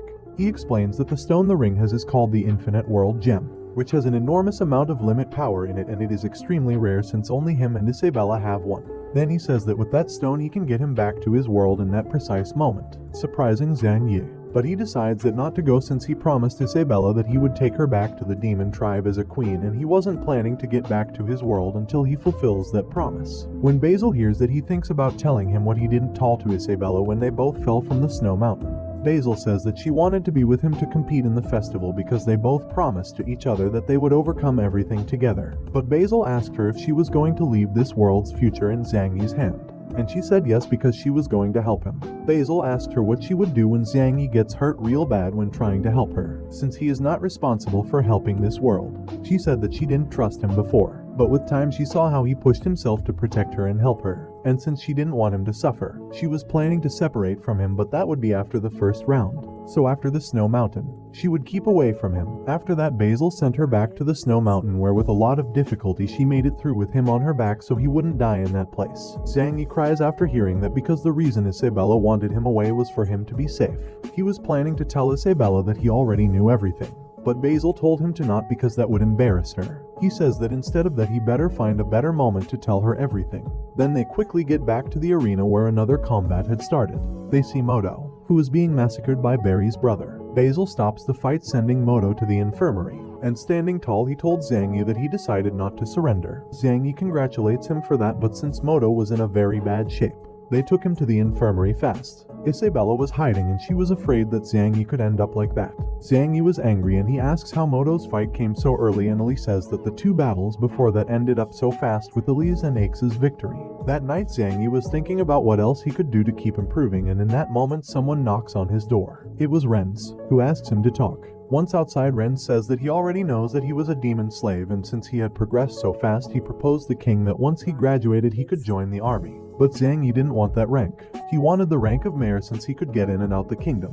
Ren says that with that rank he must be prepared to fight in any moment, so a forger would not be useful. Zhang Yi was angry and wanted to go. He didn't want to be underestimated just by being a forger, and also because Renz would be Zhang Yi's final opponent in the festival. Renz was angry too and says that if he goes to the festival tomorrow he would not have mercy when they have to fight. But Zhang Yi laughs and says that he is not afraid to fight with him.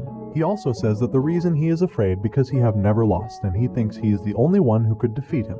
Renz was furious and he wanted to kill him, but Sophices appears and stops him so he would not be disqualified, and before Renz goes Zhang Yi shouts that he will be the only one who defeats him.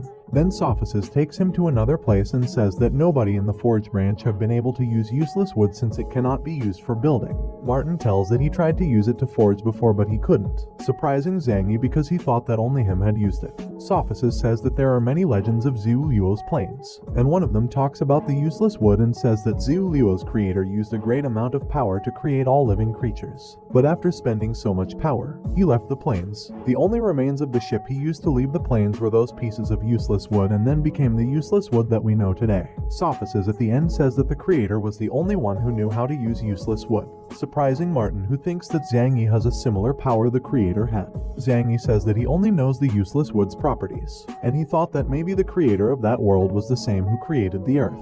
In that moment he remembers that Basil told him that he must not reveal that he is a traveler from another world. Sophices ask Martin if he had heard about the demos using the forge. Martin says no, since the demons have a huge limit power, but they called it magic power, and they didn't care about forging. After some talking, they came to the conclusion that maybe Zhang Yi can defeat Ren since he can use useless wood. The next day the quarterfinal starts, and the first fight of the day is Zhang Yi against Nanai.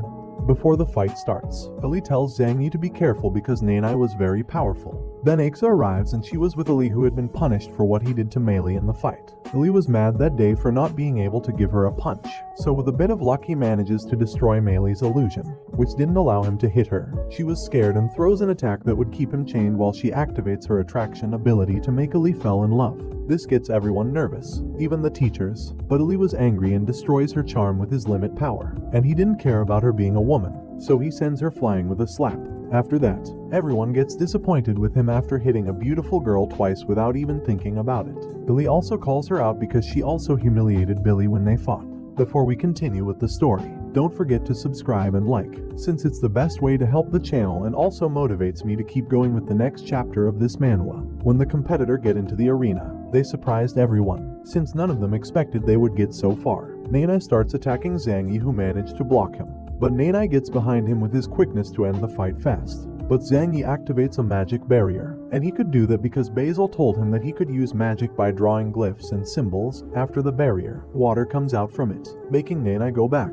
Everybody was in shock, seeing that he could use advanced magic being in the Forge branch since he has no limit power. Aces, who was in love with Martin, asked him about how Zhang Yi can use magic since he is useless wood. And he says that he found out that a forger can use magic by drawing glyphs or symbols, taking advantage of the magic that lies inside the gold alignment. By drawing the glyphs he could use any type of elemental magic, but that would deplete the alignment stones very fast, destroying the glyphs with it and making it usable just once. Aces gets surprised because he would have to be rich to buy alignment stones every time. And Martin says that in fact he has a lot of money because he sold all the objects he created, being Dorona's and Aces figures the ones that gave him more money. After knowing that, they both wanted to kill Zhang Yi, because it was because of him that every man of the city looked at them every time.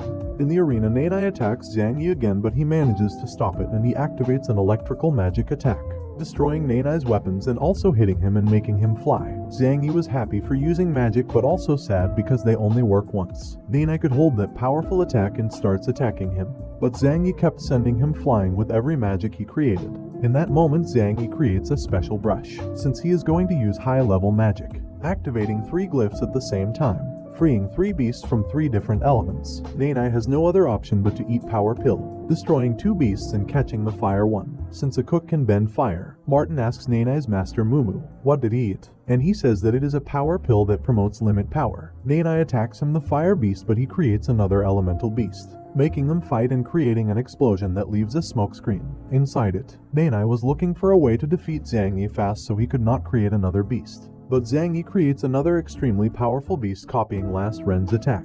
Dorona gets surprised for everything Zhang Yi's got, but Aces tries to disgrace him, saying that was just external power. Zhang Yi tells Nanai to surrender since he didn't want to hurt him, but Nanai refuses, saying that they were in a battle and Zhang Yi decided to continue with the battle. He attacks. Nanai creates various barriers to defend himself, but they didn't work because the elemental beast destroys it with an explosion that hits Nanai. He was lying on the floor and Sophices was about to announce the winner, but Mumu stops him because Nanai didn't give up.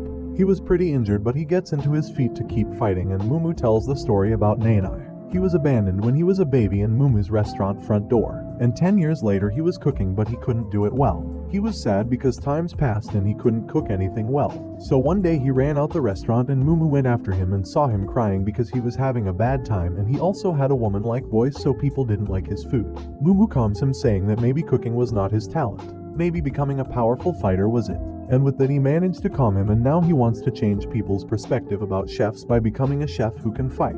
So he would participate in the festival to fulfill that.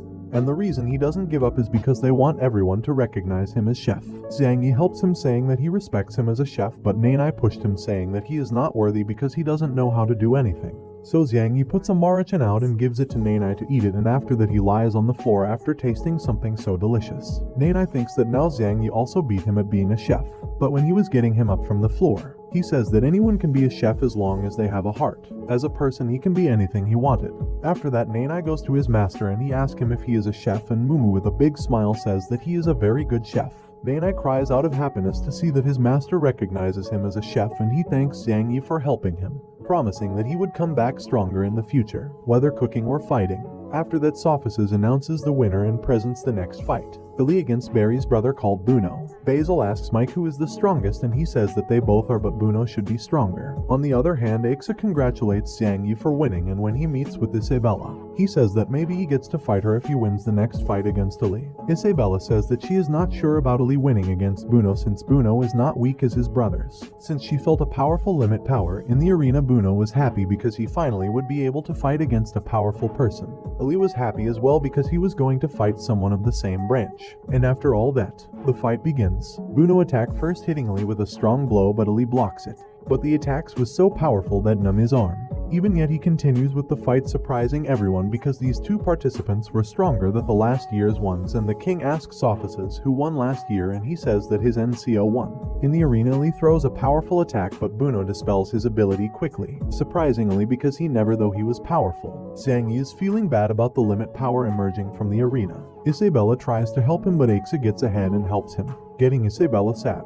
Bruno hits Ali, sending him flying because he was distracted taking. Bruno though he had won, but suddenly he feels a strong pressure and he realizes that it was Ali who was using his limit power with his arms, hitting Bruno so hard that he destroys most of the arena. After that attack Ali had his arms damaged, and Bruno gets out from the debris transformed into his dragon form, and with one beating of his wings he makes Ali go back, surprising him because he never though his dragon form was so powerful. Bruno starts making fun of Ali, but Ali uses his limit power and attacks many times, but it doesn't work because Bruno was stronger, sending Ali flying with just one blow. Bruno starts stepping on him aggressively, avenging his brother's defeat, but then Ali stops his foot with one hand. Ali uses a very powerful ability that he planned to use against Renz, but seeing that he was so powerful he had no other choice but to use it against Bruno. Bruno was a bit scared and planned to attack Ali, but he pinches him with a very powerful wave, making all the fire expands through Bruno's body. Ali explains that this fire comes from his limit power, so it can't be put out with normal methods. Basil asks Mike why did he taught him such a powerful technique, and Mike says that he didn't taught him that. It was Ali who managed to dominate alone after he learned the fire ability. Mike decides to go since he already knew that result. Back in the arena, Ali suggests Bruno to give up, but he keeps attacking. Ali dodges them all easily, and Bruno angrily throws his most powerful attack. But Ali with his fire ability destroys the attack with a big explosion. After the smoke goes away, he sees Bruno injured, who passes away after receiving the attack. Ali also passes away for using that ability, getting also bald by that. Zhang Yi gets down to the arena to help him and announces him as the winner, getting Ali happy but also sad because he wouldn't be able to participate in the festival anymore because of that ability he used. After that, Ali is taken to the infirmary where Mei Li heals him, and Ali apologizes for that hit in the fight. On the other hand, Sophices announces the next fight, introducing Penny and Isabella, where they both start attacking to each other with normal but powerful attacks. Penny transforms his whip into a rapier and starting to attack Isabella, but she dodges her attacks, and when she attacks her back, She manages to reach her, injuring Penny a bit. After that, Penny raises her power and starts to attack Isabella with more power. Isabella is surprised because she seems like another person, a very powerful one. Isabella uses her Demon Queen limit power, starting to massacre Penny with many blows until she hits her with the final one. But Penny stops her attack with one hand and like a crazy. She wanted to fight with her for real to see who died first.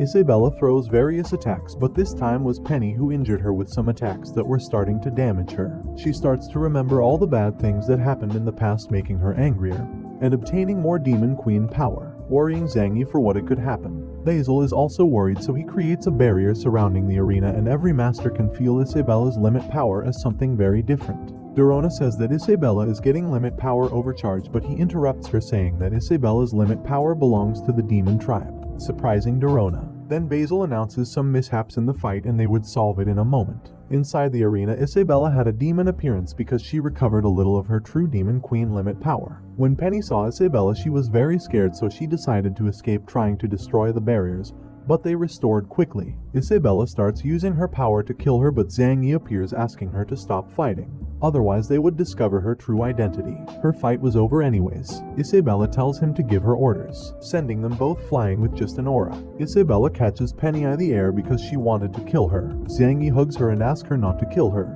otherwise she would attract unnecessary attention.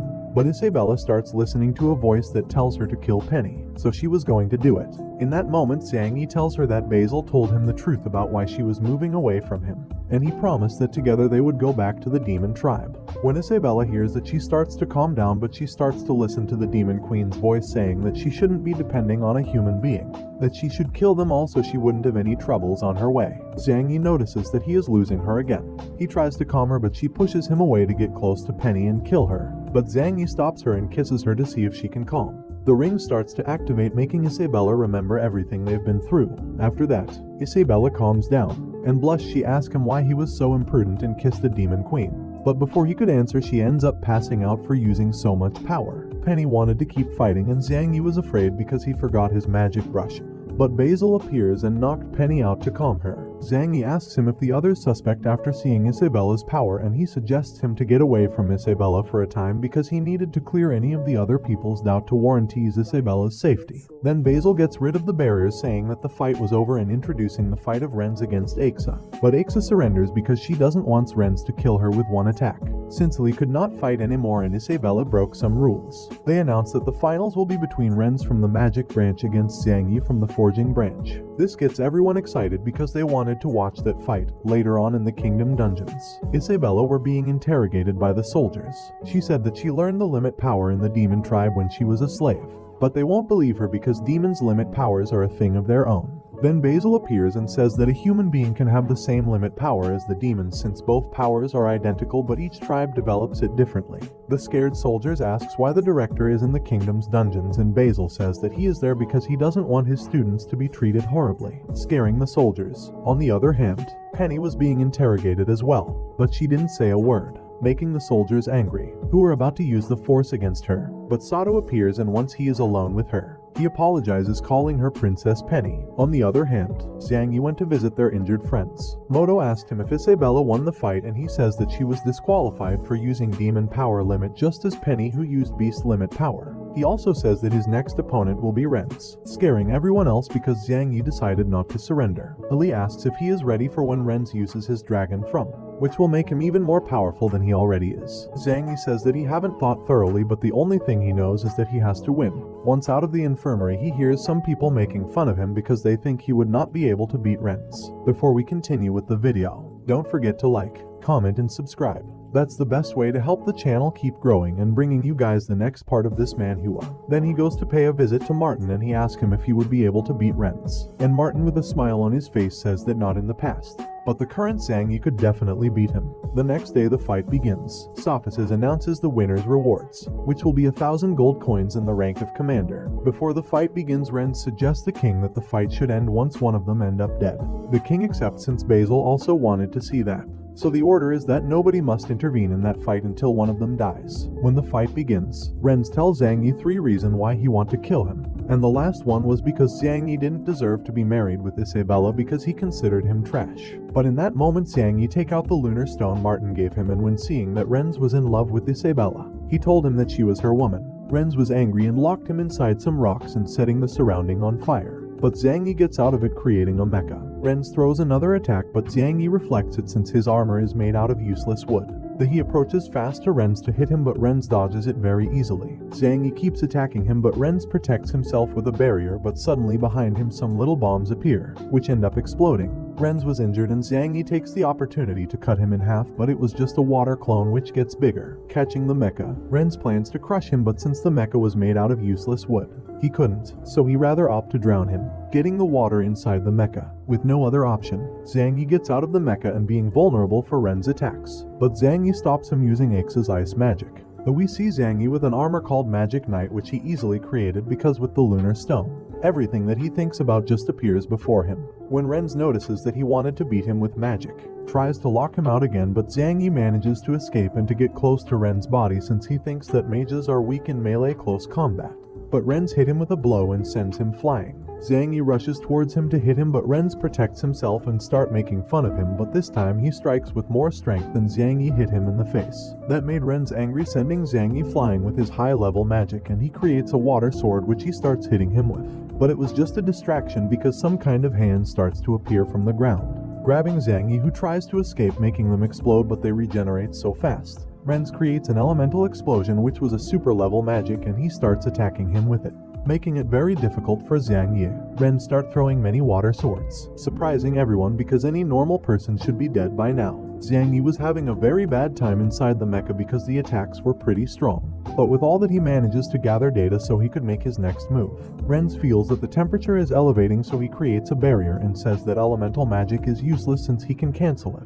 When Xiang Yi is ready, he shoots a powerful laser, surprising everyone because he took that one from Fei Li. But Basil is asking why there is no magic aura. In the arena, Xiang Yi escapes from the rock hands while Renz was distracted since he was injured by the laser, making him angrier than he already was. Renz prepares another attack called Destruction Hurricane, which was world level magic, surprising Xiang Yi because there was more levels of magic. Xiang Yi uses the laser, but this time it doesn't work since Renz protects himself with the hurricanes. Renz prepares an attack to kill him with precision. The rock hand starts to appear once more, making Xiang Yi escape, because if they catch him again he would be done for. The hands end up grabbing him since they were faster. Then Renz throws the hurricanes, making them impact Xiang Yi's armor, who is having a bad time inside it. Renz starts taking a crazy personality, making fun of Xiang Yi for not being able to stand up. In that moment we can see Ren's past, who had a powerful right eye named Magic Iris. This eye could absorb any kind of magic. Not being able to control it, Renz had to get away from his family. There were only a few people who had that eye because of its power, so those people were considered a threat to the lineage of the royal family. One day the general ordered to kill everyone with that eye, but Renz saved because they had compassion. Although being from the royal family, his life was miserable and full of hatred. But then these two arrived. Aces' master, who is Basil, tell her to take her of Renz. She gets close to him, but Renz says that she should step away because his eye could absorb her magic. But Aces doesn't care because she has a lot of magic power and helps him to calm his eye down, promising him that he wasn't alone anymore. Going back to the arena, Xiang Yi tries to stop the hurricanes with magic dragons, but they don't work because Renz absorbed them with his eye. But he couldn't control that eye very well yet, being able to activate it only for 15 minutes. Once he activates that right eye, the capabilities increases to the infinite.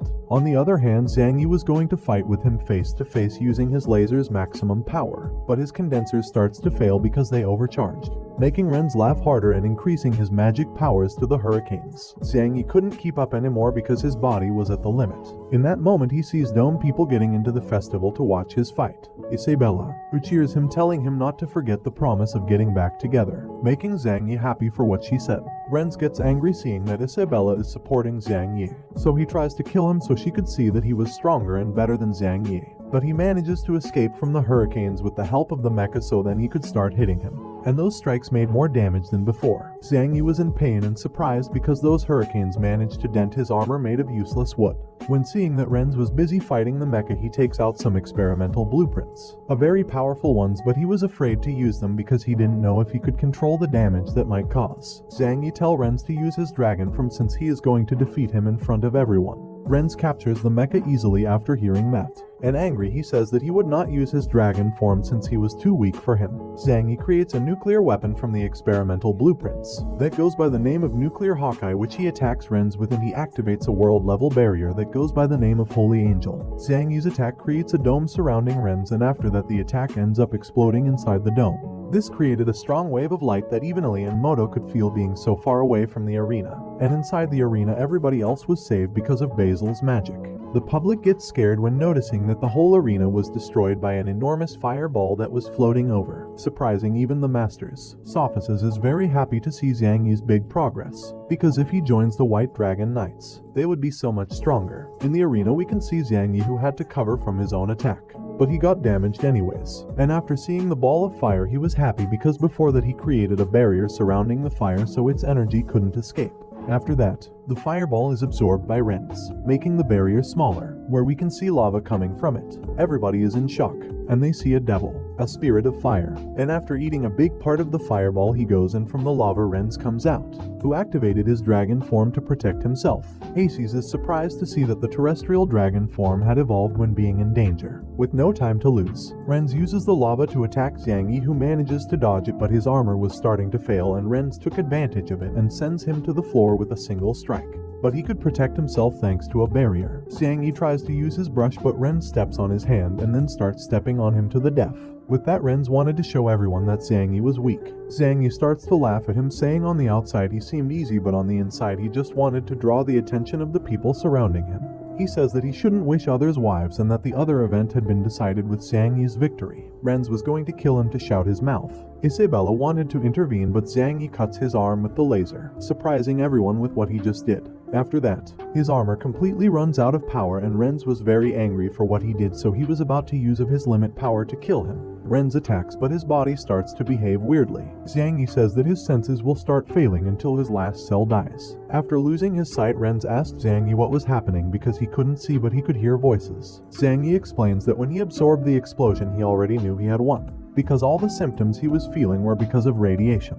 In this part, what I understood was that when Zhang Yi created that big explosion, Ren's DNA code was bombarded by the nuclear core, causing irreversible damage. Ren starts bleeding everywhere and Aces was going to help him, but Basil stops her because Ren's must experiment his own difficulties. Ren starts screaming in pain and Zhang Yi tells him to surrender, but in that moment Ren's body starts to wrinkle, turning into something really ugly. Even so, Ren's gets up to keep fighting. He didn't want to lose against Zhang Yi since it would be shameful. Zhang Yi was angry, so he hits him to end it once and for all, surprising everyone. He defeated Ren's, leaving him at the edge of death. Sophists enters the arena. He was happy and he announces that Zhang Yi was the winner. Everyone was happy because no one expected that result. Aces asked Basil to cure Ren's, but he says that it would be very difficult because he never saw something like that. But he promised that he would find the cure. On the other hand, Zhang Yi ends up passing out. He was exhausted.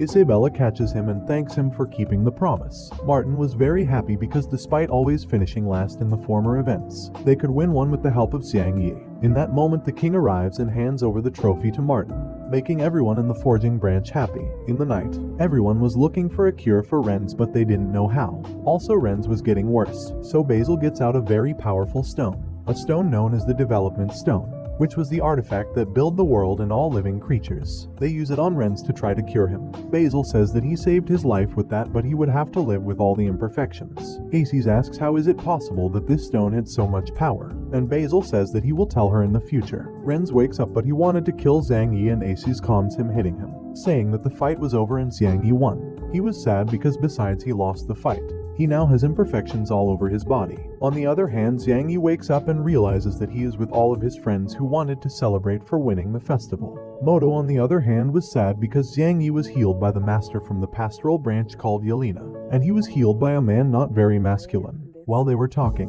they were interrupted by Isabella, who asks them to leave the room so she could give Zhang Yi his food. So with no other choice, they decide to go. Zhang Yi tells her that she should be Dorona's room because it is too late, but Isabella says that she came back to live with him in the room. When Zhang Yi hears that, he gets so happy, and then Isabella gives him the food she made for him, which looked pretty bad, but Zhang Yi eats it anyways. Then they start talking about what they will do after getting the rank of commander. Isabella suggests to go back to the demon tribe, but Zhang Yi asks how would they do to defeat Lillian's army. So they decide that Isabella should recover all of her power to be able to fight. But Isabella's recovering rate was slow, but thanks to Dorona's teaching she could increase her limit power incredibly. She could also recover faster because her demon core had activated again. Zhang Yi asks her what that was and she explains everything since the beginning. She explains that everyone who has a limit power have something known as source, and that the core that shapes the limit power. But the demon core was a separated entity and the demon queen was the only one who has it since she is the demon's leader. Then she tells the legend that says that the god of creation's blood flows through the veins of the demon's rulers, and the demon's tribe was established by Isabella's ancestors who conquered other tribes. Zhang Yi gets surprised because that's the reason why demons are stronger than humans. Isabella tells that there is a problem, and that is when her demon core activated she felt someone else inside.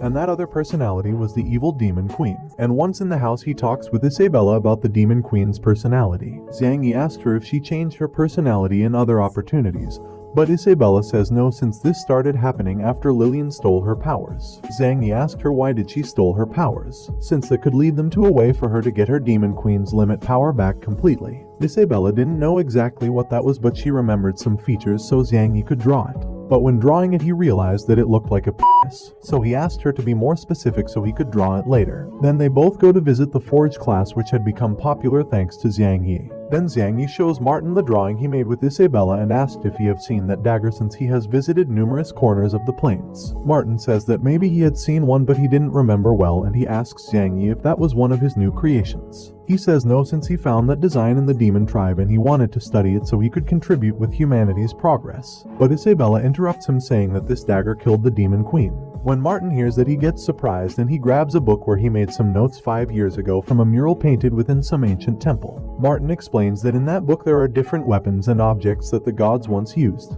and some tales from when they lived in the plains. Zhang Yi decides to look for a related image. But when taking a look at the book he gets surprised because some drawings looked like airships, cars and other things from his world. After a lot of searching they finally finds an image just like their drawing, and Isabella asks Martin where that temple he mentioned before is. Martin says that it's located within a forest keeper in the mountains in the Ili mountain range. Martin says that 5 years ago they received a help call coming from that place, since some lizard was destroying the city, and in order to protect his brothers, Ili decided to fight against the lizard, which started to attack him, but luckily Mike arrived and defeated the lizard. After that Ili asked Mike to be his master and he accepted since he knew that Ili had potential. Then after the helping mission was fulfilled, the locals showed the temple remains to Martin. One of the locals explained that those remains had been there for thousands of years, so they thought that the gods had built it. When Martin got close to those remains he realized that there were some descriptions in ancient language. Martin managed to copy some of the information since he knew a bit about that language. When Zhang Yi hears that he thought if maybe other humans from his world had been there before. The next day Zhang Yi is called by Sophices, since officially, Sophices was going to rank him up, giving him a medal which would allow him to get in and out the kingdom as he pleased.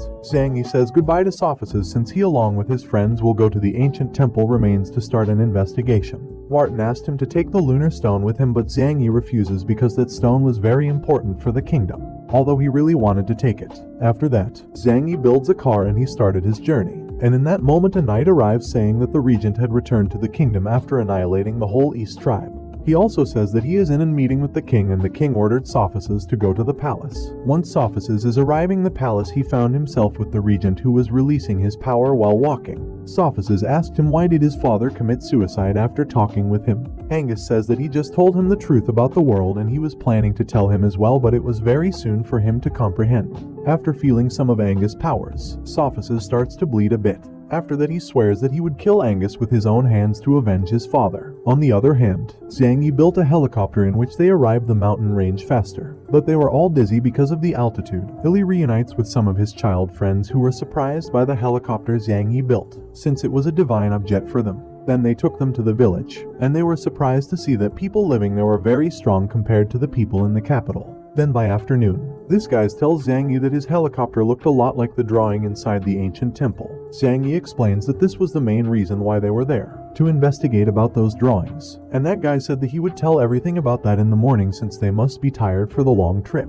Everybody says goodbye and they go to sleep, and when Zhang Yi sees that Isabella is separating the blankets, He says that he brought his to sleep on the floor. Isabella says that for that one night he could sleep on the bed since he wasn't totally recovered from his wounds. Zhang Yi was pretty excited since he thought he had a chance with Isabella, but sadly he quickly realized that Isabella decided to sleep on the floor. The next day they go to see the remains, and one of the guys told them that his ancestors said that that's where the gods used to live, and currently they used it for New Year's celebrations. After a long searching process, they finally found the dagger they'd drawn, and their rings started to shine as well as some writings in the mural. After that, a secret door opens where the mural was, surprisingly because he never heard about that mural having a secret door before. Before going in, Zhang Yi creates some sensorial spiders with cameras, and he sent them to investigate if they could find something dangerous inside, since they don't really know what to expect inside. After a little while he confirms that nothing dangerous is inside, so they decide to go in, and suddenly all the torches surrounding them lighten up themselves. On his way, Zhang Yi asks himself if their rings maybe broke the seal of that mural, and also if he could find some clues about how and why he arrived to that world. Then, Moto and Elise starts to feel a power increasing. Isabella says that they are feeling it because there is a big amount of limit power inside. In that moment, Zhang Yi receives a signal coming from his spiders saying that they found something. He sees that it was about a mural in which some tall guy was carrying the dagger they draw. They continue walking and they found the mural. It was surprising because it was huge, but it was written in ancient language, so they would have to decipher it just by the drawings. They noticed that the mural had several tribes, and above them there were the gods, carrying the dagger they draw. Zhang Yi, after analyzing it, says that maybe the mural was made to inform that the gods were the ones who created all the tribes, but they would leave that just as a theory. Then when taking a look at what the spiders were watching, he realizes that there is more to it, so they decide to go forward. The team goes 10 floors down, but they find nothing. There were not murals anymore, but Zhang Yi receives a signal from one of his spiders. They had detected a life form up ahead. In that moment, some kind of slime falls into Zhang Yi's hand, burning him, realizing that the whole ceiling was full of that slime, making it dangerous. The slimes start to fall one by one, but the team manages to avoid them. Billy throws a powerful attack to destroy them, but more slime appear and they were more powerful, so they decided to get on more floor down, and Zhang Yi seals the door so they could not get through. In that moment he receives a signal. One of his spiders were destroyed. Those other ranked E crimson spiders were the guilty ones. But behind those spiders a dragon appears, and start to destroy the spiders. Isabella says that it is not a dragon since it doesn't emit the same energy as a real dragon does. And in that moment this dragon start talking to them, saying that they shouldn't be in there. Zhang Yi says that they were there looking for an object, but the dragon didn't like humans, so he starts attacking them. Zhang Yi defends from the attack, forging a powerful wall, and Isabella together with Elise start attacking the dragon, but the dragon sends them flying with his huge strength. Isabella decides to use her Demon Queen limit power using an ability called Magic Sword Aura. The dragon manages to dodge it by a hair, and scared about that, he starts destroying the place to kill them with it. The floor crumbles and Zhang Yi forges an armor, helping Isabella, but when he was about to help Moto, one big rock gets in front of him, but just in time he manages to create a tome to save himself. They both are amazed because they descended so many floors, and Zhang Yi sees the reports collected by his spiders. With all that information they generated a map, and the place was huge and every room had different secret chambers and each one of them had different tasks. Isabella tells Zhang Yi that the magic aura was stronger than before, and that's because they are getting closer to the source emitting it. They both decide to go to that source. On the other hand, the other managed to save themselves and they decided to keep going forward into the tunnels where they were. Once they were walking through, they faced some rank sea thieves bats which start attacking them. Going back to Zhang Yi, he was also fighting monsters. In that moment the Thorn Queen appears and she starts communicating with the monsters so they could stop fighting and rather to settle things by talking. Zhang Yi is surprised to see the Thorn Queen there, and Isabella says that she brought her there since she promised her that she would look for her. Zhang Yi shows the monsters the dagger drawing, but they didn't want to cooperate since they didn't want to quit the magic aura the dagger emits, since they survived because of it.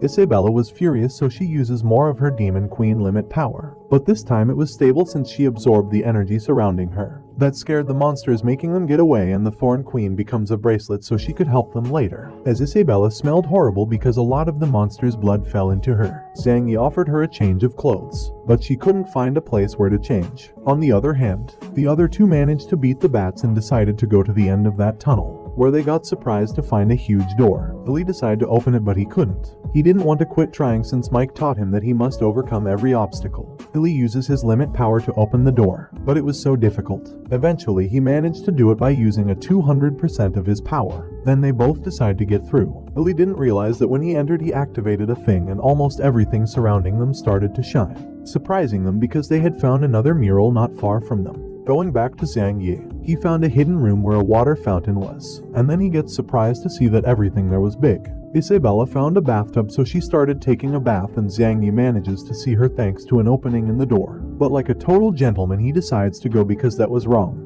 Once he was alone, he started thinking about maybe an ancient tribe lived there. That tribe was more powerful than the humans and the demon tribe together, so that's why he asked to himself if those were the ones who created the world. But he also was asking to himself, why did they disappeared suddenly? In that moment, he gets his ring out, thinking about maybe that thing was created by that ancient tribe.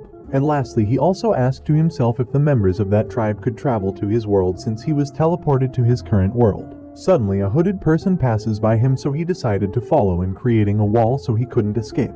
The person reveals her identity, surprising Zhang Yi because it was Penny. Zhang Yi asked her if the regent sent her to keep an eye on him, and she answered yes. Zhang Yi asks her how much did she saw, and with a smile she says that she saw everything, and she gets behind him asking him to cooperate with her. Otherwise she would kill him. Penny says that she already knows that Isabella is the demon queen, surprising Zhang Yi because he found himself in the worst spot possible. Zhang Yi asks what do she want from him, and Penny, lowering her rapier, asks him to help her assassinate the regent, surprising Zhang Yi because he couldn't understand since she was working for him. Zhang Yi asks her why she want to kill him, but Penny angrily says that it wasn't his business, and if he doesn't help her she would reveal to the whole kingdom who Isabella really was. Penny says that the regent is waiting for her for some information, and when that happens she could act and take the opportunity to kill him with his help. So she would contact them later for help, and she explains that the regent is waiting for a signal to act, and when that happens, the planes will explode in a war. After saying all that, she goes, leaving Zhang Yi doubting about what signal was the regent waiting to act.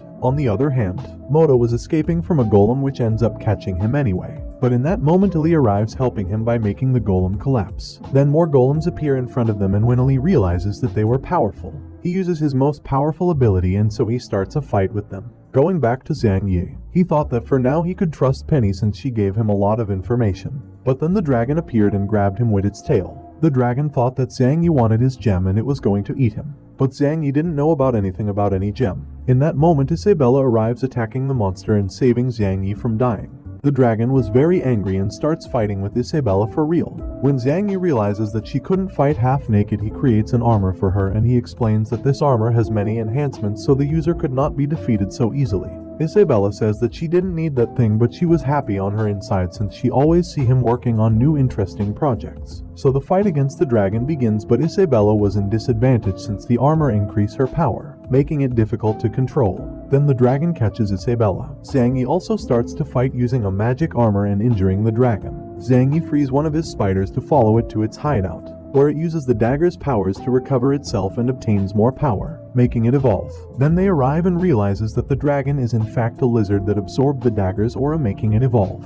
And that was the reason why the lizard didn't want them to find the dagger. When they see the dagger they realize that it was identical to the one they draw, and that was the weapon Lillian used to steal Isabella's power. After that the fight against the lizard starts again, which was more powerful this time. Even Isabella's sword couldn't damage it. Zhang Yi manages to catch him with some special pincers, and Isabella notices that she has an opportunity and uses a magic ability with her sword, destroying the magic barrier the lizard created to defend itself. Zhang Yi takes this advantage to take the dagger, and as he already knew that the dagger could steal powers, he thinks that it is the gem inside the dagger, the one with the powers. Zhang Yi also realizes that the gem looks the same as the gem in their rings. The lizard begs them not to take the gems, but in that moment they decide to try the dagger on the lizard, taking its powers and getting it back to its normal form. That confirmed that the dagger could indeed steal powers. Zhang Yi wanted to get those powers inside Isabella, but she didn't want it because that power wasn't hers, embarrassing her. Before we continue with the video, don't forget to like, comment, and subscribe so the channel can keep growing and so you can get the next chapter. If you like these kinds of manhwas recaps, you can watch other manhwas that I will be leaving down in the description so you can watch after this one. Then the ceiling breaks and some golems fall, which were damaged by Ali, and like that the investigation group reunites. Zhang Yi asked why he used that ability since it hurts him, and Ali tells that they found some golems very powerful before. In that battle Ali was using his most powerful abilities, but the golems always counter them. But Ali was not going to give up, so he used his most powerful attack, going down several floors. On the other hand, the golems stand up again, surprising everyone because despite Ali used his most powerful attack, the golems could keep fighting. So now they decide to escape since the only thing the golems wanted was the gem. And when they see the dagger, they speed up to block the exit, destroying it. The other golems started to attack them on their backs, but they managed to avoid them, and then they split so that each one fights with one.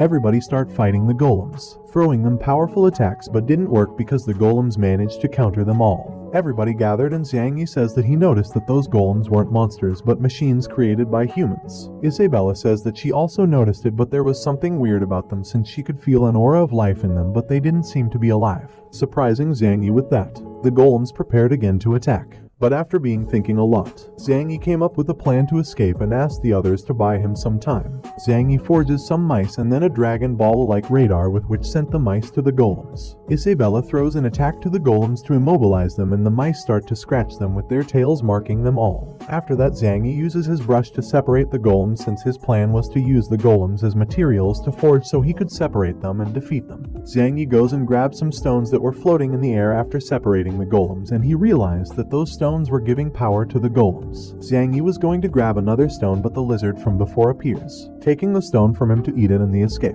They decided to let him go because they already got what they needed and in that moment he gets in bad shape for having used his limit power without resting. Zhang Yi told him not to worry since he was going to use those stones to heal him. And so he puts the stone into the dagger, healing up Ali. Zhang Yi got happy because it was really easy to use it and he compares it with the lunar stone but that stone was different since it represented life. So when he gets back to the kingdom, he will ask Basil for a good explanation about the origin of that powerful stone. Then he asked himself if he would be able to create life if he combined those powerful stones with his brush. On the other hand, Isabella sees Zhang Yi and she was more and more convinced that indeed Zhang Yi would be the one who saved her tribe, since he is always there when she needs him. Zhang Yi was uneasy just by thinking he could create life but he decides to leave that for later and calls Isabella so they could get back to the village. In that moment we see that Isabella is starting to fall in love with Zhang Yi. The next day Zhang Yi creates a school in the village. He did that because he promised Ali that if he came with him he would build a school and an orphanage in the village, making everyone happy because now they could live a better life.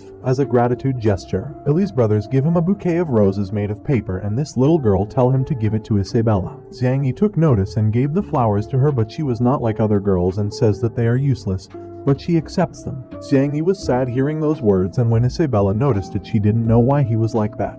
By night Zhang Yi realizes that Isabella wasn't there so he decided to look for her and he found her looking at the stars. Isabella says that when she takes her throne back she will help him go back to his world. Zhang Yi says that he misses some things about his world and Isabella asked him if he will miss the people from this other world when he gets back home. Zhang Yi says that he will miss his friends but when he was about to say that he will miss her the most, Ali arrives, ruining that romantic moment. Zhang Yi angry starts yelling at him for ruining that moment and just like that Zhang Yi's first confession falls into pieces. On the other hand, inside the ancient temple those guys were killing monsters and one of them sees the lizard, killing it and obtaining the stone. They say that they were there because of Penny's report and the others say to their master that they already searched everywhere but they didn't find what they were looking for. One of them said that Penny could have stole it but the master says that she wouldn't dare and they decide to go since his ruler was waiting for them and for good news. Then we found ourselves in the kingdom where the regent's family were thinking about taking revenge for the humiliation back in the festival. But they are interrupted by a bunch of people that were welcoming them, making the regent's family get into a good mood. But it happens that they weren't there for them but for Zhang Yi's team because they were arriving from their investigation in the ancient temple. The regent's family members were angry and Moto notices that they were on their way so he gets out some robotic arms from the truck and send them flying so they could not bother them. The Union Commerce Kingdom made a bronze statue of Zhang Yi in gratitude, since thanks to his help they had new ways to earn money. One of them take them to a meeting where they were going to talk about how to improve the ways to earn more benefits. So Isabella goes to not interrupt them. She starts thinking about how Zhang Yi changed a lot. Before he was a person who could just talk but do anything. She asked herself if maybe Zhang Yi was getting better just because he was sad. On the other hand, back in the meeting everybody start talking about how well their business are. But one of them wasn't as good as the others, since his products wasn't selling well so Zhang Yi gives him a new idea to advertise his products, surprising everyone since they didn't know about that technique. After a long conversation Zhang Yi shows his new project, which will be called electric power, which if it becomes successful, it may extend to other tribes. But there was a problem, there were not enough forgers to fulfill that demand. Zhang Yi shows his new invention, a machine that when connected to an electric source it starts to forge automatically without needing a forger. Some of them are happy about that since it solves the production issue, but others were worried because that invention may leave them unemployed. One of them asks Zhang Yi how that machine could forge since it doesn't have thoughts, and Zhang Yi says that it does it by using magic glyphs. In conclusion, they draw a magic glyph of some object, and with an alignment stone inside the machine they made it forge on its own. But the machine required an electric alignment stone, but the others didn't see that sustainable since that stone's worth more than the objects the forge can make.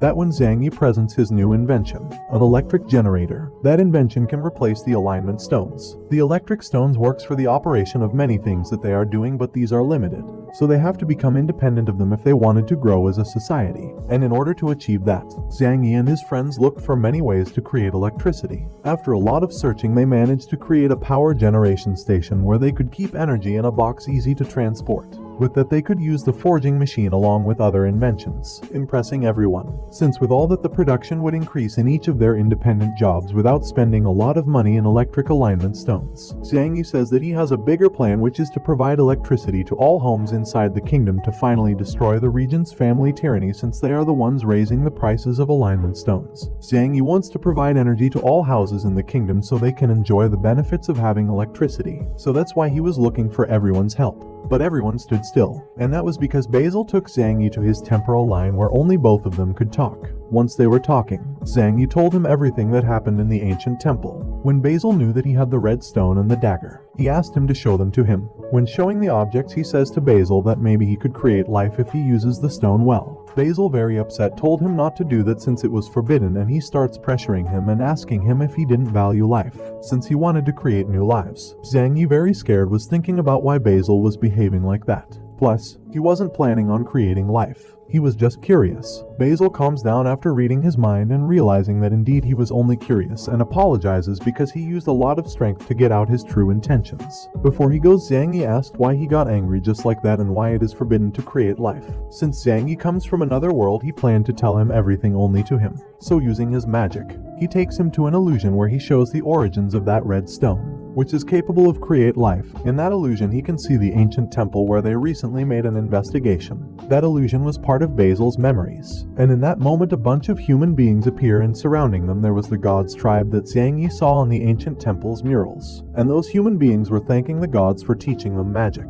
Zhang Yi asked why were they thanking them, because he heard that magic was taught by a dragon. Basil says that it was a lie, that the basis of knowledge of human beings was built by lies. In that moment a young Basil appears, surprising Zhang Yi. But Basil says that in that moment he was God's slave. The gods were scolding him for bringing weak sacrifices, but humans were begging them to accept any kind of job.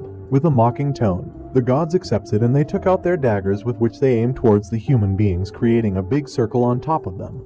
And it starts to absorb all those human beings, even the children who were screaming out of pain. Zhang Yi wanted to help them, but Basil says that even when it looked so real, that was just a part of his memories. After that sphere absorbed every person, the red stone is created, scaring Zhang Yi. Zhang Yi asks if the stone on his ring was also created by killing innocent people. Basil affirms that, but Zhang Yi's stone was special because it has high purity, and the higher purity the red stone is, the more people died in order to create it, scaring Zhang Yi even more. When the gods realized that they only managed to create a low purity red stone, they gave it to Basil, which he asked why would they give him something so valuable. The gods start laughing, saying that they have no plan in using that low purity red stone since it is trash for them, and they are planning of making another one with higher purity by killing more humans in the future. Zhang Yi realizes that gods saw them as livestock, and he asked Basil if humans were really created by those gods, and Basil says yes. And he also says that those gods are the same lineage as Isabella. Before we continue with the video, don't forget to like, comment, and subscribe so the channel can keep growing and so you can get the next chapter. If you like these kinds of manhwas recaps, you can watch other manhwas that I will be leaving down in the description so you can watch after this one. Those gods were so powerful that they didn't have any enemies who could face them, but they faced a problem with no solution regarding his limited resources. The red stone was the source of life in the Zeoluo plains, and natural resources were running out as well since the gods' tribe were expanding. But the God King realized that he could create life with that stone, so he was planning to create more lives so in the future he could create more red stones. The first lives created were the dwarves, human beings and beasts which helped the gods with their conquers. After some time the first red stone depleted, so the gods started recycling lives to create new red stones. In the beginning, human beings were the weakest of them all, but with time they evolved. getting knowledge and eventually becoming the strongest of all the planes. The gods liked that because they became their most valuable recourse to produce red stones. That's the truth about this world, a world where the gods experiment with human beings. Basil says that he was the first human being they created, so he became a salve, doing the dirty job for them. Zhang Yi asked him why the gods passed that knowledge to them if they would kill them at the end. Basil says that they did it so the humans could survive and the purity of their bodies would increase with time. Basil, together with the royal family lineage, were the first ones to be created, so they were known as the most loyal slaves. But Basil was immortal and the lineage family weren't. Since the royal family knew how to use the power of life, the gods summoned a dragon that was supposed to protect the royal family. Now that Zhang Yi knows all that, he can relate with the death of Guro, the East tribe killing by the regent, and so much more. This lead him to the conclusion that the ritual of creating red stones continues and Basil is still helping those gods. Basil says that one part of that is true, but there are so many things that he couldn't tell him, so he asked him to keep watching his memories. The God King suggests the other gods to hibernate since the red stones were about to run out. Before the God King also hibernate, gives Basil instructions to take care of his livestock and to provide red stones while they rested until someday they wake up. And as reward, the God King made a red stone, and once inside Basil, it made him immortal. Lastly, the God King says that if one day the humans start to deviate from their way, he should show them the wrath of the gods. After all that, Basil closes the illusion, and Zhang Yi was very scared and asked him if he helped all the regents with the mission of providing human beings to sacrifice. Basil says no, because the royal family has made their job pretty well. So well that they've never needed his help. Now he tells him about how the regents came to an agreement with Lillian and not with Isabella. And that's because Lillian offered the demons lives for the ritual of red stones creation during the next 5 years. That made Angus not such an authoritarian asshole, but someone whose priority was always to protect his tribe at any cost. So Zhang Yi asked him if he created the academy to make high-quality lives for the gods. In that moment, Isabella arrives and asked why he got out from the meeting, and Zhang Yi says that he was talking to Basil but he wasn't there, making him look like a fool. When he was going, Zhang Yi wasn't planning on telling everything to Isabella. On the other hand, inside the royal palace, the king had received a letter from the dwarves asking for reinforcements since the dwarves and the demons were about to start a war. Sophists say that he will send reinforcements since human beings and dwarves have always been good to each other. But before making a decision, he asked Angus, and he says that it is not recommended to send reinforcements because humans and demons are at peace since Lillian fulfilled her part of the deal when they signed the peace treaty. It means that Lillian is indeed sending demon life forms for the red stones creation. The other important lords from the kingdom agreed with the regent since they wouldn't get anything by getting involved in that war. The only thing they would get would be troubles with the demon tribe. The king, noticing that everyone agreed, he decided not to send reinforcements to the dwarves' tribe. Later in the forge class, Martin was angry and wanted to help the dwarves. Sophists tell him not to do that, otherwise he would be disobeying the king's orders. But Martin wanted to go even if he died because the dwarves always helped him with his investigations. Zhang Yi decides to go with Martin and Isabella as well, and before anyone told her anything, she already had all set up to go. Zhang Yi tells her to stop being so proactive since they would discover her identity. Isabella says that she wanted to see what Lillian had planned, since the demon tribe never had issues with the dwarves' tribe. Martin tells Zhang Yi that he doesn't need them to go with him since he didn't want them to get into trouble. But Zhang Yi says that he is going to protect him because their friendship is not less thing than he had with the dwarves. Martin was so happy and accepts Zhang Yi's company. But Sophists intervene, saying that they should not disobey the king's orders, that if they do, he would punish them himself. Later that day, Zhang Yi wanted to get out from the kingdom, but he came across with some white dragon knights at the exit, so he asked them how could they get out. Isabella tells him that Sophists treats him like a brother because he thinks that Zhang Yi is his lost brother, so he wouldn't let him go to dangerous places. While they were passing by, they saw Renz, who was being beaten by the regent's family, which were taking revenge because Renz always used to intimidate them with his powers. Busey was about to cut off one of his hands, but Zhang Yi intervenes, protecting him. Busey asked why he did that if he tried to kill him before. Zhang Yi says that he can't stand seeing how they abuse the weak, and they decide to go because Aces was about to arrive. Zhang Yi asks Renz if he is okay, but Renz told him not to bother him, that just like the others, he just wanted to humiliate him. Zhang Yi wasn't expecting a thank you. In that moment, Aces arrives and scolds him for letting Zhang Yi help him, and that he should thank Zhang Yi for not killing him since he was the one who proposed the battle to death. A sad Renz thanks Zhang Yi for not killing him in the festival, and then he just ran since he had anything else to say. On the other hand, Aces apologizes with Zhang Yi for always underestimate him and for what he did for Renz. But now he would have to overcome his obstacles by himself, changing subjects. Aces was very angry with Zhang Yi because he used to sell dolls about her, but she let it go since she realized that he was a good kid. By night, this group gathered to the go and helps the dwarves tribe.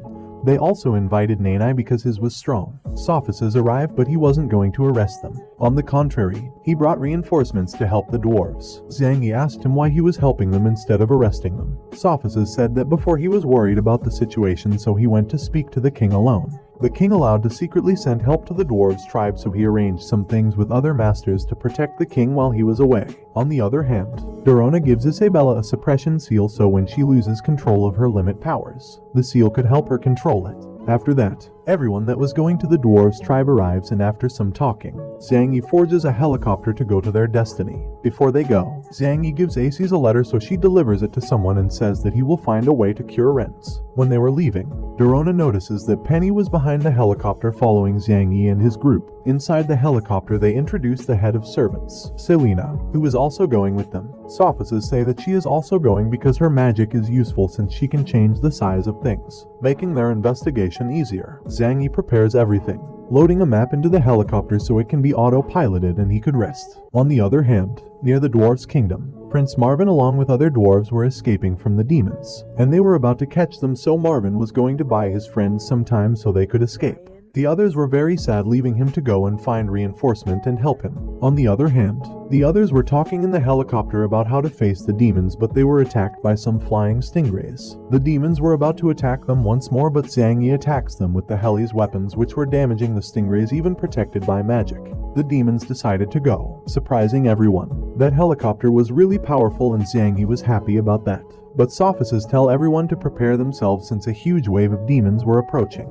They took out the helicopter's weapons so they couldn't use them anymore. The damage was done by the King Stingray, who was also using a pillar of the demon army called Papate. Sophists gets out from the helicopter to talk to Papate. He asked him not to attack them since the demon tribe and humans are allies, and they had a peace treaty. Papate says that he would not attack them, but Lillian had ordered them to defeat the dwarves' tribe in 3 days so the human tribe could trade with the demons. Papate told his men to escort them back to their kingdom, but Sophists says that it won't happen since they were ordered to go to the dwarves' tribe to talk about commerce. When Papate realizes that Sophists was going to be in the middle of his mission, he planned to start a battle with him. Sophists accept since they had no other option, so a fight between these two starts. A fight where the helicopter were being damaged, so Zhang Yi decides to retire. Back in the fight, Sophists were making real damage to Papate, who was very impressed about Sophists' powers. On the other hand, the other demons start to attack the helicopter, leaving it in a very critical condition. So Zhang Yi decides to land to avoid an accident. Sophists was worried about Zhang Yi, so he decides to finish off Papate quickly with a powerful attack to go and help them.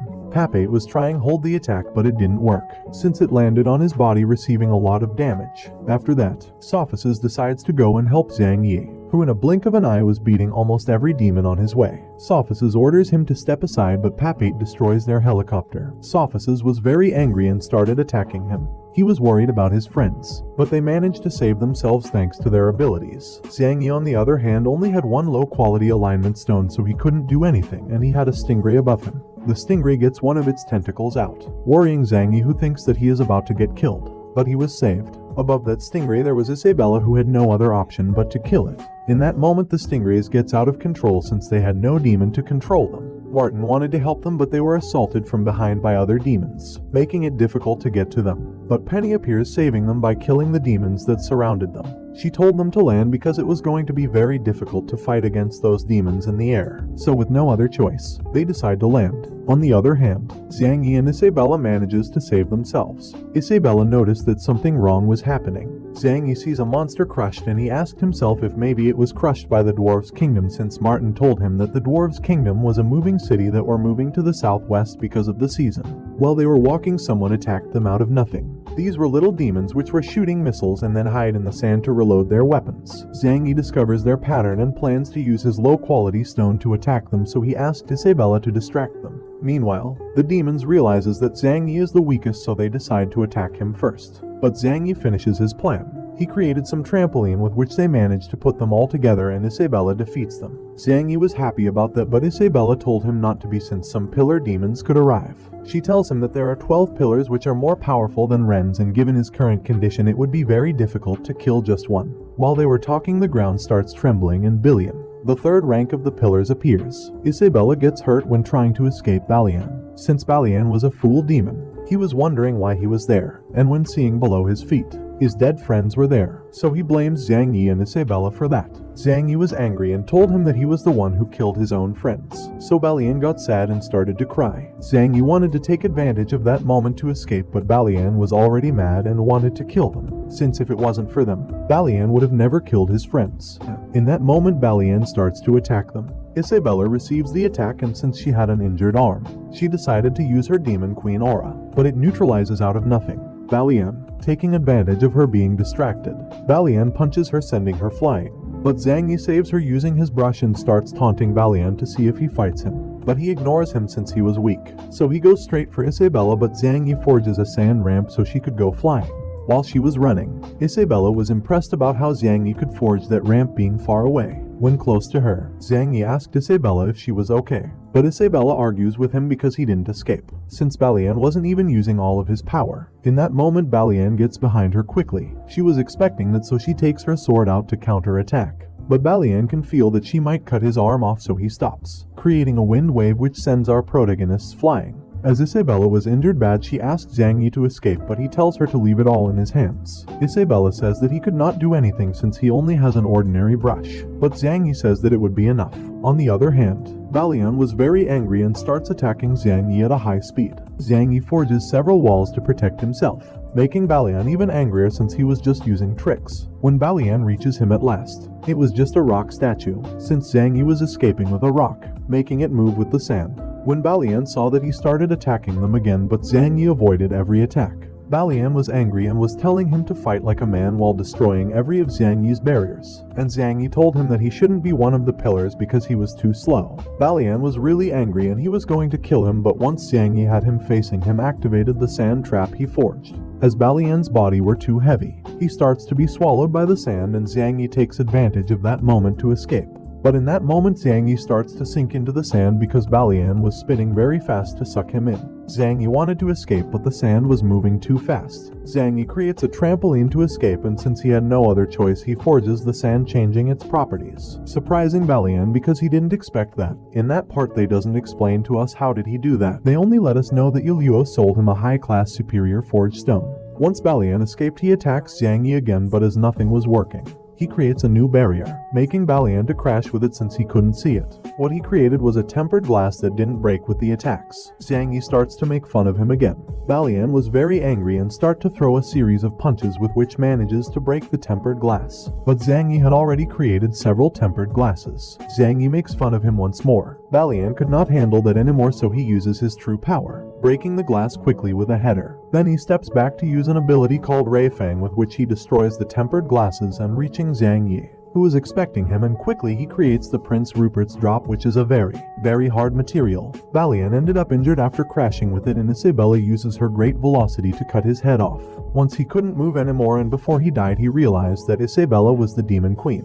Isabella couldn't keep up anymore. She was pretty injured and she was asking to herself why she couldn't use her limit power before. But Zhang Yi decides to look for a safer place to heal her. He found a cave, and once he was taking care of her, he worries because he didn't have anything to heal her wounds. Also, his alignment stone was about to get dry, and in that moment the Thorn Queen told him to remove her suppression seal that was in Isabella's sword that Dorona gave to her. And it was because of that Isabella couldn't use her limit power. After knowing that, Zhang Yi breaks the suppression seal with Isabella's sword.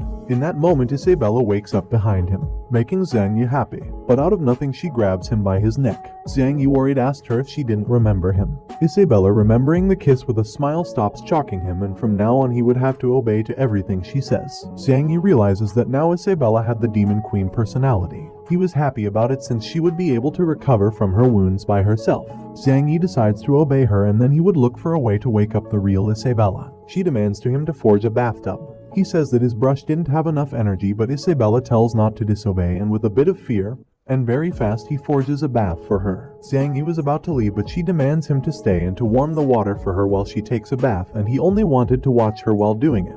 She congratulates him for his work and she orders him to get up, surprising him. But he didn't disobey and he got up looking away. But in that moment, Isabella put her feet into Zhang Yi's shoulders, making him nervous, so she asked him if there was a problem. Zhang Yi says no, and then she takes her feet off him, calming him down. But then Isabella turned her body and ordered him to give her a massage. Zhang Yi didn't know how to behave. While he was getting close to her, she told him to hurry up and warns him if he looks more that she would take his eyes off. He massages her with fear and looking away while Isabella was enjoying all that. The next day he forges a tricycle, but he was suffering to move it since he had a weak body. Then they hear strong sound in front of them, and it was Prince Marvin, who is still running away from demons. A lot of demons attacks him in that moment, but Marvin forges a hand from where a disc came from and killed all demons following him. He couldn't go on anymore because he used a lot of mental power by forging things, but he decides to go on since he had an important message to deliver to his father. But behind him other demons appeared and started to attack him again. Marvin forges a cannon with which defeats a lot of them, but he was over his limits now. He was starting to lose consciousness. In that moment some black feathers start to fall from the sky. Marvin was scared because he knew what that meant. He receives the attack by not having enough strength to avoid it. The first rank pillar called Darkula was the one responsible of this. From far away, Zhang Yi wanted to help Marvin since he had a lunar stone on his hammer. He asked Isabella a favor, to save him, because if they could save him, they could get that lunar stone and find their group of friends. But Isabella didn't want to, because she hadn't recovered all of her power, and also Darkula was the former demon king and her father's disciple. Zhang Yi begs her to go and get that lunar stone, but Isabella says that if he wanted that stone so much that he should go alone. Darkula was getting close to Marvin and he was going to kill him, but Zhang Yi creates a sand screen to save Marvin and also to gather all his things and then escape from that place. But in that moment his brush energy runs out. Zhang Yi gets scared, and after a moment, Darkula stands on top of him and starts attacking him with his scythe, destroying half of the wood. But Zhang Yi manages to survive because Isabella managed to parry the attack. And back with Zhang Yi, he asked her to destroy the hammer to use the lunar stone. Isabella notices that Zhang Yi was hurt, so she got mad, starting a fight with Darkula. The others noticed that Zhang Yi was alone and wanted to kill him. But Isabella hears that, and furious she lands an attack towards them, defeating them all, and after that she decides to end that fight quick to avoid Zhang Yi to be harmed. Darkula uses his special technique to protect himself from Isabella, and once the attacks collide, it killed most of the demons. Zhang Yi was also in danger, but Isabella manages to save him, and when Darkula sees High Scythe he noticed that it was being damaged because of the fight against Isabella. Darkula already knew that she was the demon queen, and he says that she has improved since the last time he saw her using her powers. Isabella tells him that she is surprised to see that he follows Lillian now, and the other demons now that knew that she was the demon queen didn't know who to serve. The demon captain says that Lillian is their queen now and demons only follows the stronger ones, and Isabella now was considered a traitor. Then he says that Lillian would grant them any wish to whoever captured Isabella alive. Once they heard that, they prepare to capture her, and Isabella asks Zhang Yi to hold tight on her since Darkula was about to use a very powerful ability. Once Darkula is using it,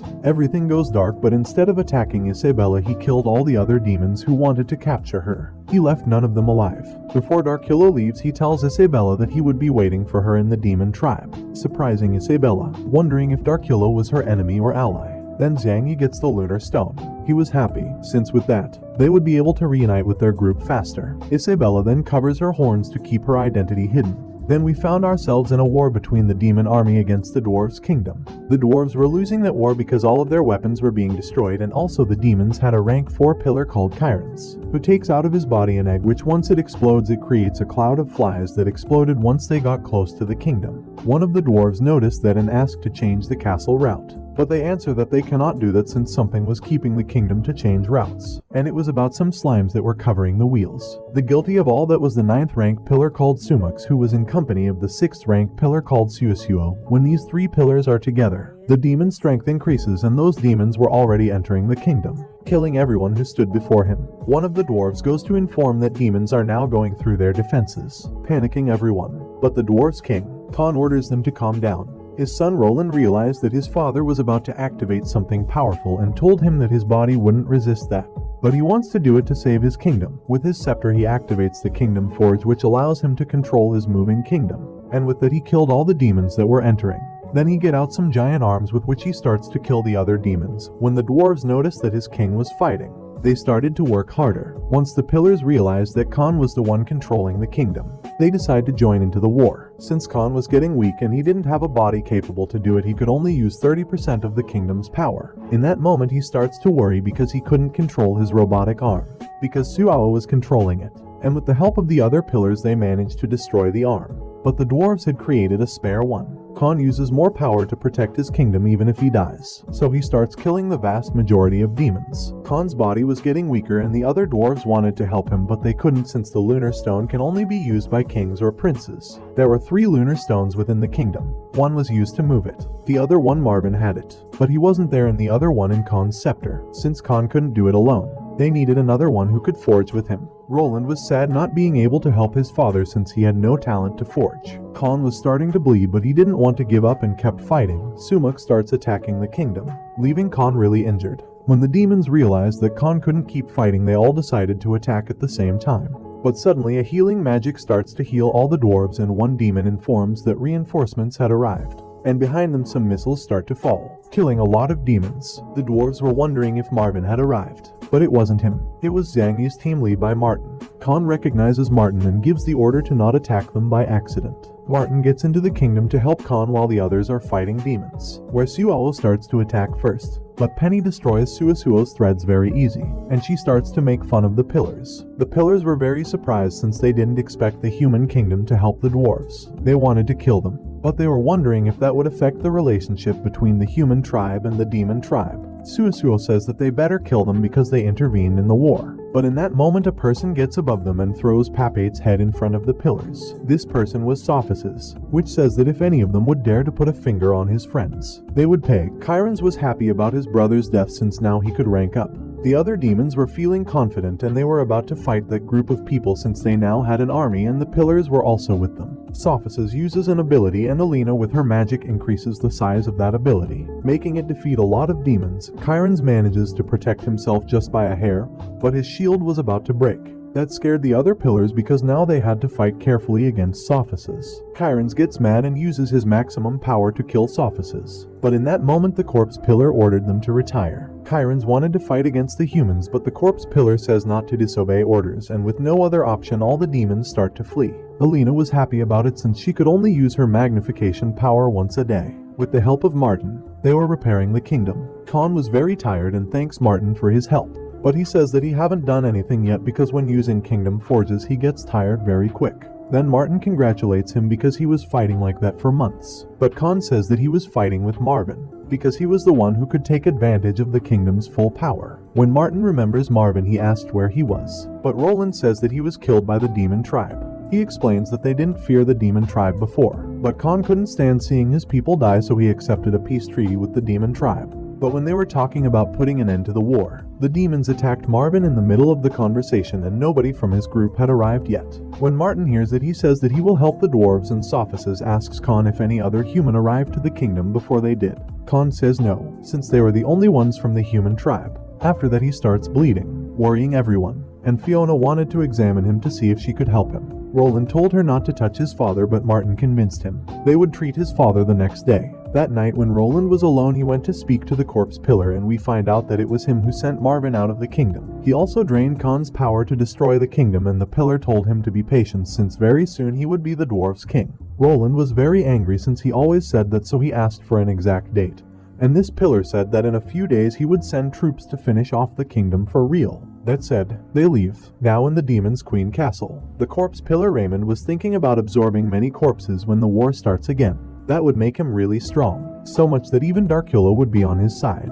Even though Lillian would be pissed for what he was going to do, he wasn't stopping. The next day when Fiona finished diagnosing Khan, she says that it was very weird since his body wasn't injured. Roland asked if that could be because he forged too much, but it wasn't that, since Martin also forged a lot, but he wasn't as bad as Khan. When Fiona gathers everything she knows, she mentions that Khan might be poisoned, surprising Roland because the venom he used was almost impossible to detect. Fiona says that even medicine won't work since that venom was unknown, and the only way to save him was to find Zhang Yi. In that moment some dwarves say that Roland was the best pharmacologist in the kingdom, but as he didn't want to save him, he says that his knowledge isn't enough. The others say that he should try at least, but pretending to be sad he kneels before Khan and the others left him alone. So Roland could clear his mind and be happy because everything was going according to his plan. On the other hand, Zhang Yi and Isabella arrives to the place the dwarves had fought against the demons. Zhang Yi was surprised because there were no bodies despite the blood, and Isabella says that Raymond, the corpse pillar, might have absorbed those bodies. He could also use them as puppets, an ability useful in long battles. Zhang Yi asks if she could beat him even if he absorbs a lot of corpses, and Isabella says that the last demon gave her that ability.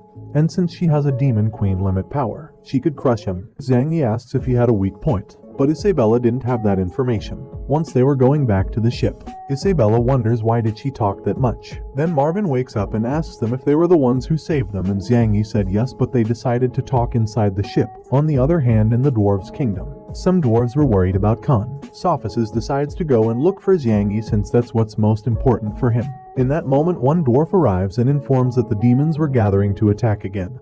And this time a ship unidentified was approaching towards the kingdom and everybody was getting ready for the fight. Some of them wanted to name Roland their new king so they could have a leader who could guide them. Roland says that he doesn't have his brother's or father's ability to forge, but Martin handed over the scepter to him and told him that he was going to help. When Roland was sitting down in the throne, he remembers when he was a child and everyone praised him for being smart creating medicines. But he wondered why he didn't have talent to forge like his brother, and he thought that when he grew up he would only be useful to serve others. He didn't want to be a pharmacologist anymore. Then we can see that the dwarves that were with Marvin, actually, they had arrived to the kingdom, but Roland had killed them and made their bodies disappear with acid.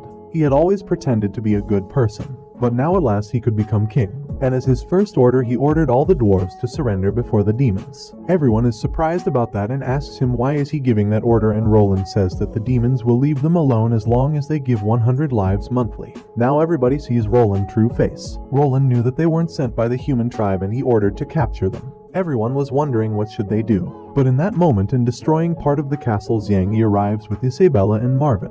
When Sophists sees Zhang Yi, he quickly asked if he was okay.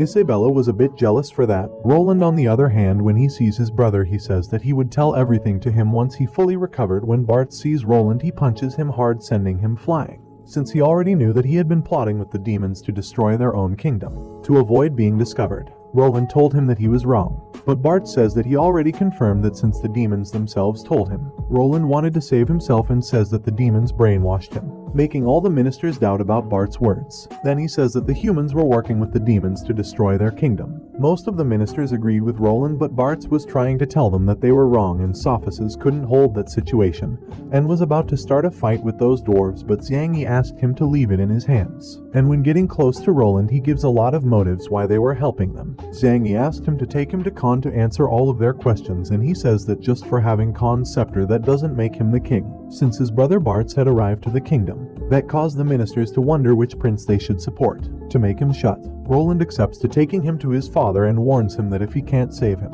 all the human beings inside the kingdom should return to their kingdom.